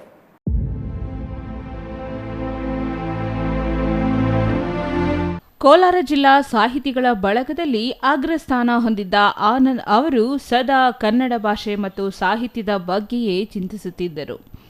ಕಾವ್ಯ ಕುಮ್ಮಟಗಳ ಆಯೋಜನೆ ಮಾಡುವಲ್ಲಿ ಆಸಕ್ತಿ ಹೊಂದಿದ್ದರು. ಅನುದಾನವಾದ ಕೃತಿಗಳನ್ನು ಇವರು ಅನುವಾದಿಸುತ್ತಿದ್ದ ರೀತಿ ಯಾರಾದರೂ ಮನಸೋಲುವಂಥದ್ದು. ಇಂತಹ ವ್ಯಕ್ತಿ ಸಾಧಿಸಬೇಕಾದ್ದು ಬಹಳಷ್ಟು ಇತ್ತಾದರೂ ವಿಧಿಯ ಆಟ ಅವರನ್ನು ಬಾರದ ಲೋಕಕ್ಕೆ ತೆರಳುವಂತೆ ಮಾಡಿದೆ ಎಂದರು. ಕೋಲಾರ ಜಿಲ್ಲೆಯ ಲಕ್ಕೂರಿನವರು. ದಲಿತ ಬಂಡಾಯ ಕಾವ್ಯ ಮಾರ್ಗದ 3ನೆಯ ತಲೆಮಾರಿಗೆ ಸೇರಿದವರು. ಸೃಜನಶೀಲ ಯುವ ಬರಹಗಾರ, ಕವಿ, ಸಂಯೋಜಕ, ವಿಮರ್ಶಕ, ಸಂಘಟನಾಕಾರ, ಅನುವಾದಗಾರ. ಮಾತೃಭಾಷೆ ತೆಲುಗು. ಪ್ರಸ್ತುತ ಲಕ್ಕೂರು ಸಿ ಆನಂದ್ ರವರು ಕೆಂಗೇರಿಯ ಶೇಷಾದ್ರಿಪುರಂ ಕಾಲೇಜಿನಲ್ಲಿ ಕನ್ನಡ ಉಪನ್ಯಾಸಕರಾಗಿ ಕಾರ್ಯನಿರ್ವಹಿಸುತ್ತಿದ್ದರು. ಕೋಲಾರ ಜಿಲ್ಲೆಯ ಕವಿ ಲಕ್ಕೂರು ಆನಂದ್ ಇವರಿಗೆ 5 ಕವನ ಸಂಕಲನ, 5 ಅನುವಾದಿತ ಕೃತಿಗಳು ಹಾಗೂ 1 ಸಂಶೋಧನಾ ಗ್ರಂಥವನ್ನು ಹೊರತಂದಿದ್ದಾರೆ. ಮಾತಂಗ ಮಾದಿಗರ ಸಂಸ್ಕೃತಿಯ ಬಗ್ಗೆ ಆನಂದ ಆಳವಾದ ಅಧ್ಯಯನ ನಡೆಸಿದ್ದಾರೆ. ಇತ್ತೀಚೆಗೆ ತೆಲುಗು ಭಾಷೆಯಿಂದ ಕನ್ನಡಕ್ಕೆ ಬಂದ ಅತ್ಯುತ್ತಮ ಆತ್ಮಕಥೆಗಳೆಂದರೆ ರಾಣಿ ಶಿವಶಂಕರ ಶರ್ಮರ ಕೊನೆಯ ಬ್ರಾಹ್ಮಣ ಕೃತಿ ಇದೀಗ ಅಭಿನವ ಪ್ರಕಾಶನದಿಂದ ಕನ್ನಡದಲ್ಲಿ ಪ್ರಕಟವಾಗಿದ್ದು, ಯುವ ಪ್ರತಿಭಾವಂತ ಕವಿ ಹಾಗೂ ಲೇಖಕ ಆನಂದ ಲಕ್ಕೂರ್ ನೇರ ತೆಲುಗು ಭಾಷೆಯಿಂದ ಕನ್ನಡಕ್ಕೆ ಅತ್ಯಂತ ಪ್ರಸಿದ್ಧ ಭಾಷೆಯಲ್ಲಿ ಸಮರ್ಥವಾಗಿ ಅನುವಾದ ಮಾಡಿದ್ದಾರೆ. ತಮಗೆ ಬಂದ ಪ್ರಶಸ್ತಿಗಳನ್ನು ಅವರು ರಾಜ್ಯದ ಎಲ್ಲ ದಮನಿತ ಸಮುದಾಯಗಳಿಗೆ ಅರ್ಪಿಸಿದ್ದಾರೆ. ಪ್ರಸ್ತುತ ಕರ್ನಾಟಕ ಕೇಂದ್ರೀಯ ವಿದ್ಯಾಲಯ ಕಲಬುರಗಿ ಇಲ್ಲಿ PhD ಮಾಡಿದರು. ಬರಹಗಳನ್ನು ಪ್ರಾರಂಭಿಸಿ ಸುಮಾರು 4 ಕವನ ಸಂಕಲನಗಳನ್ನು ಬಿಡುಗಡೆ ಮಾಡಿದ್ದಾರೆ. ನಂತರ ಒಂದು ಅನುವಾದ ಕೃತಿಯನ್ನು ಬಿಡುಗಡೆ ಮಾಡಿದ್ದಾರೆ. ಅವರು ಬರೆದಂತಹ ಮಾತಂಗ ಮಾದಿಗರು ಎಂತಕ್ಕಂಥ ಸಂಶೋಧನಾ ಕೃತಿಗೆ ಕೇಂದ್ರ ಸಾಹಿತ್ಯ ಪರಿಷತ್ತಿನಿಂದ ಯುವ ಸಾಹಿತ್ಯ ಪ್ರಶಸ್ತಿ ದೊರೆತಿದೆ ಅವರು. ನಾನು ಯಾಕೆ ಈ ಮಾತುಗಳೆಲ್ಲ ಹೇಳ್ತೀನಿ ಅಂದರೆ, ಅವರೊಬ್ಬ ಉದ್ಯೋನ್ಮುಖ ಬರಹಗಾರರು. ಅವ್ರಿಗೆ ಭವಿಷ್ಯ ಭಾಳ ಚೆನ್ನಾಗಿ ರೂಪಿಸುವಾಗಿತ್ತು. ಯಾಕೋ ಏನೋ ಅವರ ಈ ಅಕಾಲಿಕ ಮರಣ ನಿಜವಾಗ್ಲೂ ಅವರ ಸಂಸಾರಕ್ಕೆ ಅಲ್ಲದೆ ಅವರ ಮಿತ್ರವರ್ಗಗಳು ಕೂಡ ಭಾಳ ಮನಸ್ಸಿಗೆ ನೋವನ್ನು ಉಂಟು ಮಾಡಿದೆ. ಇನ್ನು ಈ ಸಂದರ್ಭದಲ್ಲಿ ದಲಿತ ಸಾಹಿತ್ಯ ಪರಿಷತ್ ಜಿಲ್ಲಾಧ್ಯಕ್ಷ ಜಾಮುಚಂದ್ರರಾವ್, ಕವಿಗಳಾದ ಕೆ ಮುನಿಕೃಷ್ಣಪ್ಪ, ದೊಡ್ಡಕಲ್ಲಹಳ್ಳಿ ನಾರಾಯಣಪ್ಪ, ವಿಕ್ರಮ್ ಶ್ರೀನಿವಾಸ್, ಕೆ ಶ್ರೀನಿವಾಸ್, ಗುಲ್ಜಾರ್, ರಂಗಭೂಮಿ ಕಲಾವಿದ ಸತೀಶ್ ಕೋಡಿಹಳ್ಳಿ, ಎನ್ ಸಂತೋಷ್ ಕುಮಾರ್, ಆನಂದ್ ಯಾದವ್, ಗಾಯಕಿ ರಾಗಿಣಿ ಗೋವಿಂದಸ್ವಾಮಿ, ಮಾಚಿ ನಾಗರಾಜ್, ನಾರಾಯಣಪ್ಪ, ವಕೀಲ ಜಗನ್ನಾಥ್ ಮತ್ತಿತರರು ಹಾಜರಿದ್ದರು. MP Prakash, CTV news, Malur.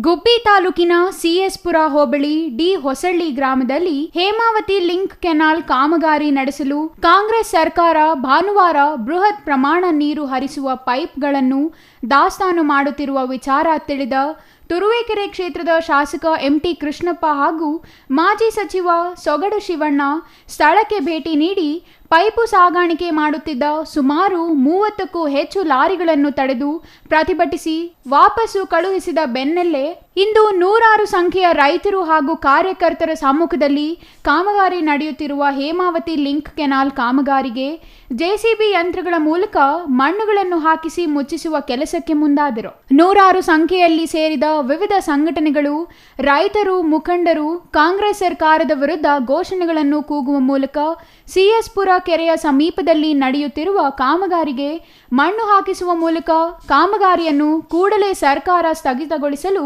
ಮುಂದಾಗಬೇಕು ಎಂದು ಆಕ್ರೋಶವನ್ನು ಹೊರಹಾಕಿದರು. ಶಾಸಕ MT ಕೃಷ್ಣಪ್ಪ ಮಾತನಾಡಿ, ಕಾಂಗ್ರೆಸ್ ಸರ್ಕಾರವು ಅವೈಜ್ಞಾನಿಕವಾಗಿ ಕಾಮಗಾರಿ ಮಾಡುತ್ತಿರುವುದು ಸರಿಯಲ್ಲ.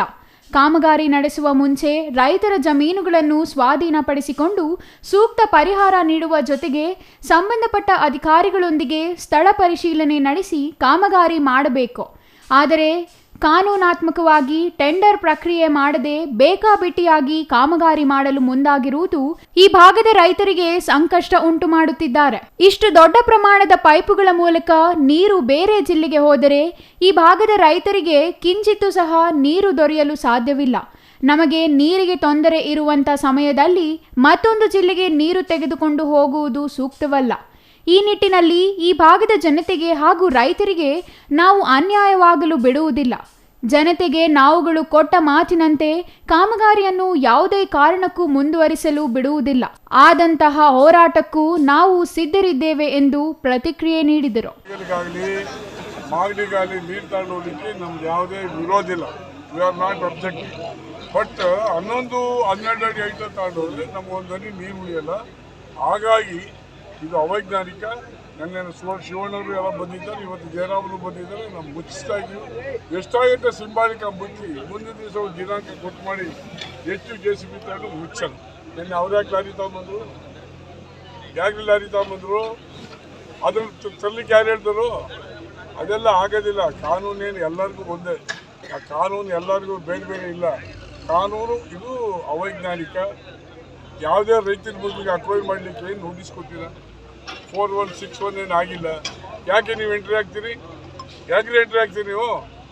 ಹಂಗಾಗಿ ಇದು ತಪ್ಪು. ನಾವು ನಿಲ್ಲಿಸಿದ್ದೀವಿ, ಅದನ್ನು ಮುಚ್ಚಿಸ್ತೀವಿ. ಮಾಜಿ ಸಚಿವ ಸೊಗಡು ಶಿವಣ್ಣ ಮಾತನಾಡಿ, ಈಗಾಗಲೇ ಕಾಮಗಾರಿಯನ್ನು ನಿಲ್ಲಿಸುವ ಕುರಿತು ಸಂಬಂಧಪಟ್ಟ ಅಧಿಕಾರಿಗಳು ಹಾಗೂ ಸಚಿವರೊಂದಿಗೆ ಮಾತನಾಡಿದ್ದು, ಸರ್ಕಾರವಾಗಲಿ ಅಧಿಕಾರಿಗಳಾಗಲಿ ಸಮರ್ಪಕವಾಗಿ ಸ್ಪಂದನೆ ದೊರೆಯದಿರುವ ಹಿನ್ನೆಲೆ ರೈತರ ಹಿತಕ್ಕಾಗಿ ನಾವು ಹೋರಾಟ ಮಾಡಲು ಬದ್ಧರಾಗಿದ್ದೇವೆ. ಇಂದು ಕಾಮಗಾರಿ ನಡೆಯುತ್ತಿರುವ ಸ್ಥಳದಲ್ಲಿ ರೈತರು ಹಾಗೂ ಜನತೆಯ ಸಹಕಾರದೊಂದಿಗೆ ಕಾಮಗಾರಿ ಸ್ಥಗಿತ ಮಾಡುವಂತೆ JCB ಹಂತ ಹೇಳುವ ಮೂಲಕ ಮಣ್ಣು ಹಾಕಿ ಹೇಮಾವತಿ ನಾಲೆಯನ್ನು ಮುಚ್ಚುತ್ತಿದ್ದು, ಇದಕ್ಕೂ ಸಹ ಸರ್ಕಾರಗಳು ಅಧಿಕಾರಿಗಳು ಸ್ಪಂದನೆ ಮಾಡದಿದ್ದರೆ ನಾವೇ ಸ್ವತಃ ನಾಲೆಯನ್ನು ಮುಚ್ಚಲು ಮುಂದಾಗುತ್ತೇವೆ.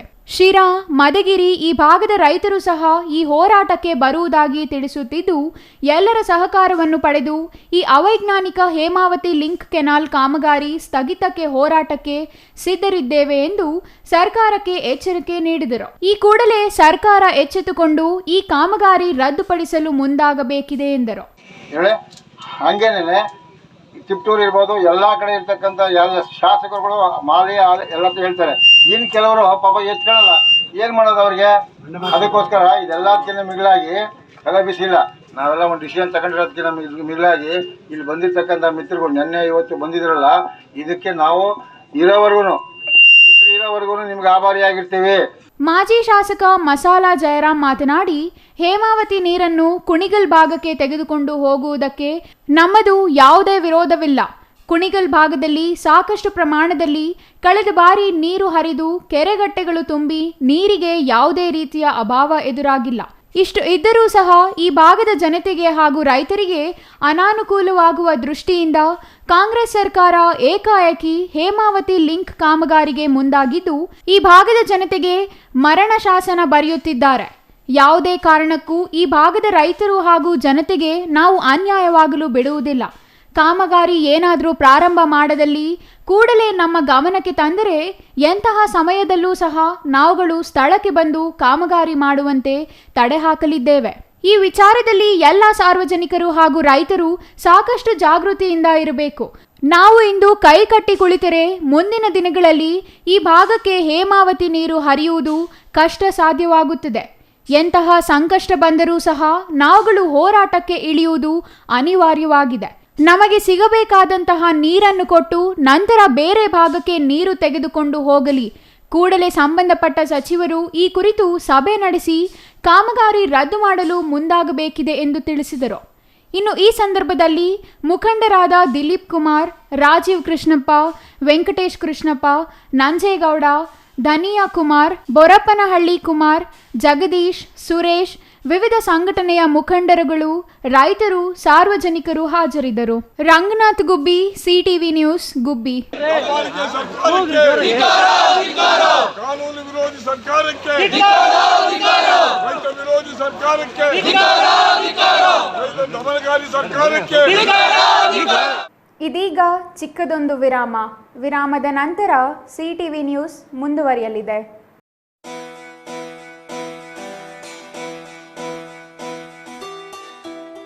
ಚಿಕ್ಕಬಳ್ಳಾಪುರದ ಹಜರತ್ ಸೈಯದ್ ಮಿಸ್ಕಿನ್ ಶಾ ಸೈಲಾನಿ ರಹಮತುಲ್ಲಾಹಿ ಅಲೈ ಗಂಧ ಮತ್ತು ಉರ್ಸ್ಗೆ ಸರ್ವರಿಗೆ ಆದರದ ಸ್ವಾಗತ.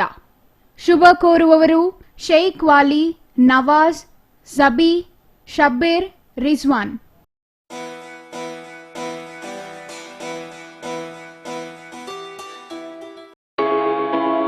Newton integrated PU college Chikkaballapur. ದಾಖಲಾತಿಗಳು ಪ್ರಾರಂಭವಾಗಿದ್ದು ಸೈನ್ಸ್ PCMB, PCMC ಹಾಗೂ ಕಾಮರ್ಸ್ EBAC. ಅತಿ ಕಡಿಮೆ ಶುಲ್ಕ ಮತ್ತು 20 ವರ್ಷಗಳ ಅನುಭವವಿರುವ ಅಧ್ಯಾಪಕರು. ಸತತ 4 ವರ್ಷಗಳಿಂದ 100% ಫಲಿತಾಂಶ ಪಡೆದಿದ್ದು ಜಿಲ್ಲೆ ಮತ್ತು ತಾಲೂಕಿಗೆ ಪ್ರಥಮ ಸ್ಥಾನವನ್ನು ಪಡೆದುಕೊಂಡಿರುವ ಏಕೈಕ ಸಂಸ್ಥೆ.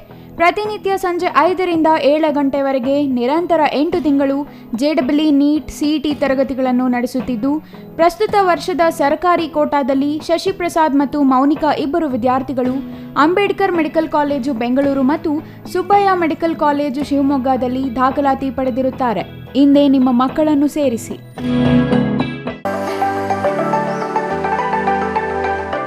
Shri Manjunatha Hardware and Innovations 22 ವರ್ಷಗಳಿಂದ ಮಾರುಕಟ್ಟೆಯಲ್ಲಿ ಸುದೀರ್ಘ ಪಯಣ ಮತ್ತು ಗ್ರಾಹಕ ಹಾಗೂ ಎಂಜಿನಿಯರಿಂಗ್ಗಳ ನಂಬಿಕೆಯ ಆಯ್ಕೆ. ಅತ್ಯುತ್ತಮ ಗುಣಮಟ್ಟ, ಪ್ರಾಮಾಣಿಕ ಬೆಲೆ.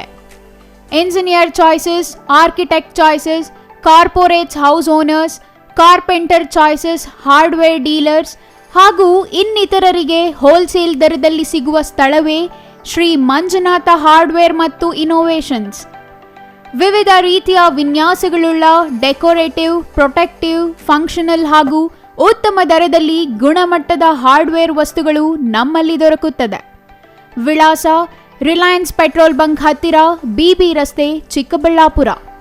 ಮೊಬೈಲ್ ಸಂಖ್ಯೆ 9739393927, ಮತ್ತೊಂದು ಸಂಖ್ಯೆ 9008680303.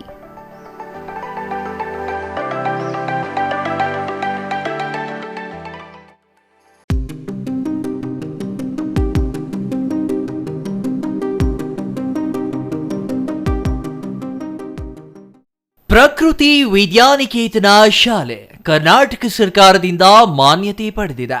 ಪ್ರಶಾಂತ್ ನಗರ, KSRTC ಬಸ್ ಡಿಪೋ ಹಿಂಭಾಗ, ಚಿಕ್ಕಬಳ್ಳಾಪುರ. ಚಿಕ್ಕಬಳ್ಳಾಪುರ ತಾಲೂಕಿನ ನಾಗರಿಕರಿಗೆ ಒಂದು ಸುವರ್ಣಾವಕಾಶ.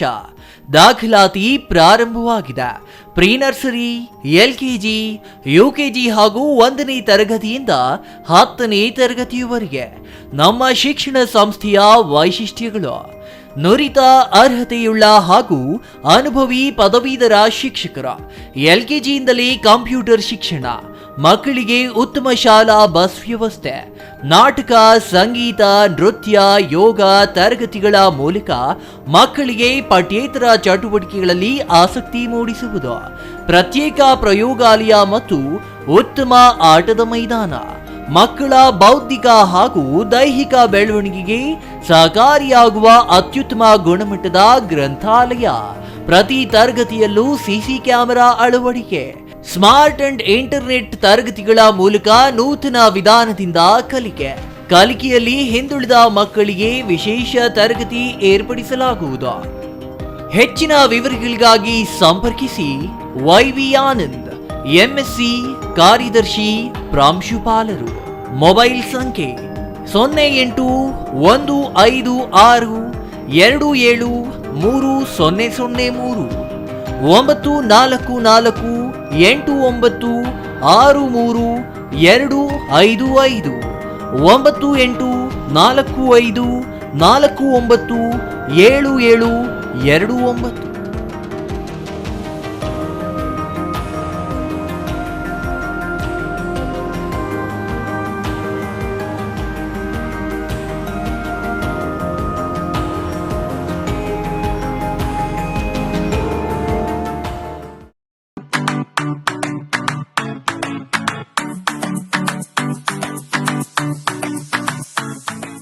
ವಿಷಯ ಗೊತ್ತಾಯ್ತಾ? ಮನೆ ಇಂಟೀರಿಯರ್ಸ್ಗೂ ಸಹ ಇವಾಗ EMI ಪೇ ಮಾಡಬಹುದು. ಮನೆ ಕಚ್ಚಿದ ಮೇಲೆ ಇಂಟೀರಿಯರ್ಗೆ ತುಂಬಾನೇ ತಲೆ ಕೆಡ್ಸ್ಕೊತೀವಿ. ಯುನೀಕ್ ಆಗಿರ್ಬೇಕು, ಡಿಫ್ರೆಂಟ್ ಆಗಿರ್ಬೇಕು, ಮಾಡರ್ನ್ ಆಗಿರ್ಬೇಕು ಅಂತ. ಇದಕ್ಕೆಲ್ಲ ಒಂದು ಸೂಪರ್ ಸೊಲ್ಯೂಷನ್ ಕೊಡಬೇಕು ಅಂದ್ರೆ SMH Hardware and Innovations Chikkaballapur. ಇಡೀ ಬ್ಯಾಂಗ್ಳೂರಲ್ಲಿ ಕಂಪೇರ್ ಮಾಡಿದ್ರೆ ಇವ್ರು ಕೊಡೋ ರೇಟ್ಸ್ ತುಂಬಾನೇ ಅಫೋರ್ಡಬಲ್. ಇವ್ರದೇ ಆದಂತ ಸ್ವಂತ ಮ್ಯಾನುಫ್ಯಾಕ್ಚರಿಂಗ್ ಯೂನಿಟ್ ಇದೆ. Make in India 25 years of experience. 80% of their clients ಬ್ಯಾಂಗ್ಳೂರಲ್ಲೇ ಇರೋದು. ನಿಮ್ ಮನೆಗೆ ಬಂದು ವಿಸಿಟ್ ಮಾಡಿ ನಿಮ್ಗೆ ನೀಟ್ ಆಗಿ ಡಿಸೈನ್ ಮತ್ತು ಎಕ್ಸ್ಪ್ಲನೇಷನ್ ಮಾಡಿ ಯಾವ ತರ ಮಾಡಬಹುದು ಅಂತ ಕ್ಲಾರಿಟಿನೂ ಕೊಡ್ತಾರೆ. ಇಂಟೀರಿಯರ್ಸ್ ಗೆ ಬೇಕಿರೋ ಎಲ್ಲ ಐಟಮು ಇವ್ರ ಹತ್ರ ಸಿಗುತ್ತೆ. You will get it at the very very best price ಅಂತಾನೆ ಹೇಳ್ಬೋದು. ಮನೆ ಹೊಸಲಿಂದ ಹಿಡಿದು ಹಾಲ್, ಬೆಡ್ರೂಮ್, ಕಿಚನ್ ಎಲ್ಲಾನು ಇವ್ರ ಹತ್ರ ನೀಟ್ ಆಗಿ ಡಿಸೈನ್ ಮಾಡ್ಕೋಬಹುದು. ಈ ವಿಡಿಯೋನ ಬೇಗ ನಿಮ್ ಫ್ರೆಂಡ್ಸ್ ಅಂಡ್ ಫ್ಯಾಮಿಲೀಸ್ಗೆ ಶೇರ್ ಮಾಡಿ, ತುಂಬಾನೇ ಯೂಸ್ ಆಗುತ್ತೆ.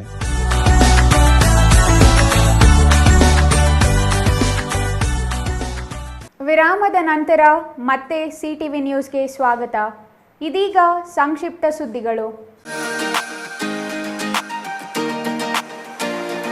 ಬೀದರ್ ನಗರ ಹೊರವಲಯದ ಕೊಳಾರದಲ್ಲಿ ಸ್ಥಳೀಯ ನಿವಾಸಿ ಸತೀಶ್ ಎಂಬುವವರು ಇಂದು ಅತ್ಯಾಧುನಿಕ ವಾಟರ್ ಪಾರ್ಕ್ ನಿರ್ಮಿಸಿ ಬಿಸಿಲಿನಿಂದ ಬೇಸತ್ತ ಜನರಿಗೆ ತಂಪೆರೆಯುವ ಕೆಲಸಕ್ಕೆ ಮುಂದಾಗಿದ್ದಾರೆ. ವೀಕೆಂಡ್ ಮತ್ತು ಬೇಸಿಗೆ ರಜೆ ಕಳೆಯಲು ಸಾವಿರಾರು ರೂಪಾಯಿ ಖರ್ಚು ಮಾಡಿ ಹೈದರಾಬಾದ್, ಸೋಲಾಪುರ ನಗರಕ್ಕೆ ಹೋಗಬೇಕಾಗಿತ್ತು.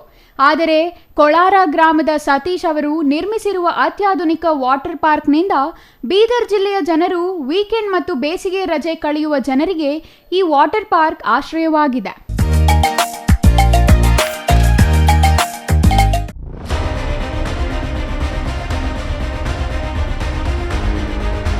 ದೊಡ್ಡಬಳ್ಳಾಪುರ ನಗರದ ಕೋರ್ಟ್ ರಸ್ತೆ ಸಮೀಪವಿರುವ ಇ-ಕಾರ್ಡ್ ಕಚೇರಿಯಲ್ಲಿ ಭಾನುವಾರ ಮಧ್ಯರಾತ್ರಿ ಕಳ್ಳತನ ನಡೆದಿದೆ. ಸುಮಾರು 8 ಲಕ್ಷ ರೂಪಾಯಿ ನಗದು ಕಳ್ಳತನವಾಗಿದೆ ಎನ್ನಲಾಗಿದೆ. ಭಾನುವಾರ ರಾತ್ರಿ ಸುಮಾರು 2:30 ಸಮಯದಲ್ಲಿ ಕೃತ್ಯ ಎಸಗಲಾಗಿರುವ ಖದೀಮರು CCTVಗಳನ್ನು ಹೊಡೆದು ಹಾಕಿ DVR ಸಮೇತ ಎಸ್ಕೇಪ್ ಆಗಿದ್ದಾರೆ. ಶಟರ್ ಬಾಗಿಲು ಮೀಟಿದ ದುಷ್ಕರ್ಮಿಗಳು ಲಾಕರ್ನಲ್ಲಿದ್ದ ಸುಮಾರು 8 ಲಕ್ಷ ರೂಪಾಯಿ ದೋಚಿ ಪರಾರಿಯಾಗಿದ್ದಾರೆ. ಸ್ಥಳಕ್ಕೆ ಶ್ವಾನದಳ ಹಾಗೂ ಬೆರಳಚ್ಚು ತಜ್ಞರು ಭೇಟಿ ನೀಡಿ ಪರಿಶೀಲನೆ ನಡೆಸಿದ್ದಾರೆ. ಲಾಕರ್ ಬೀಗ ತೆಗೆದು ಪಾಸ್ವರ್ಡ್ ಬಳಸಿ ಹಣ ದೋಚಿದ್ದರಿಂದ ಕಚೇರಿಯಲ್ಲಿ ಕೆಲಸ ಮಾಡುವವರೇ ಈ ಕೃತ್ಯ ಎಸಗಿರಬಹುದು ಎಂದು ಪೊಲೀಸರು ಶಂಕಿಸಿದ್ದಾರೆ. ದೊಡ್ಡಬಳ್ಳಾಪುರ ನಗರ ಪೊಲೀಸ್ ಠಾಣೆಯಲ್ಲಿ ಪ್ರಕರಣ ದಾಖಲಾಗಿದೆ.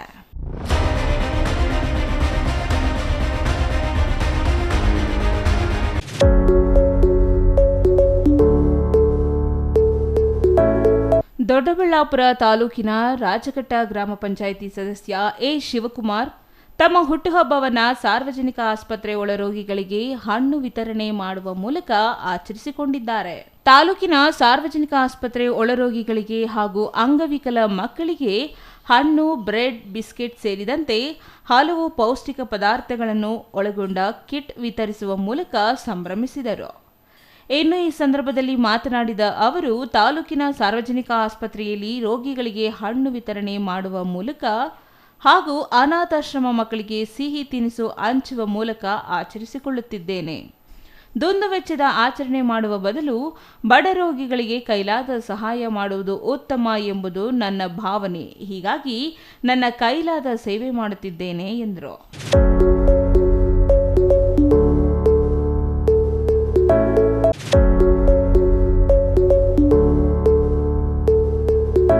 ವರುಣಾ ವಿಧಾನಸಭಾ ಕ್ಷೇತ್ರದ ನಂಜನಗೂಡು ತಾಲೂಕಿನ ದೊಡ್ಡ ಕವಲಂದೆ ಹೋಬಳಿಯ ಕಾರ್ಯ ಗ್ರಾಮದಲ್ಲಿ ಭಾರತ ರತ್ನ ಸಂವಿಧಾನ ಶಿಲ್ಪಿ ಡಾಕ್ಟರ್ BR ಅಂಬೇಡ್ಕರ್ ಅವರ 133ನೇ ಜಯಂತಿಯನ್ನು ಗ್ರಾಮಸ್ಥರು ಸಂಭ್ರಮದಿಂದ ಆಚರಣೆ ಮಾಡಿದ್ದಾರೆ.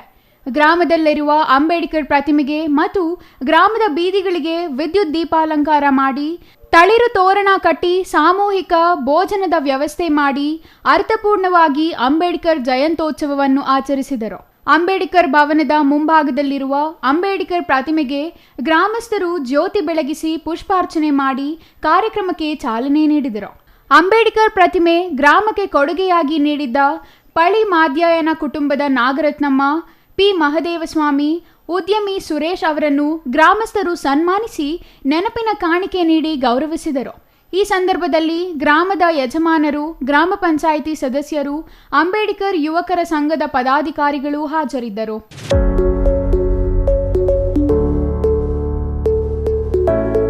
ಕೊನೆಯದಾಗಿ ಮತ್ತೊಮ್ಮೆ ಮುಖ್ಯಾಂಶಗಳು.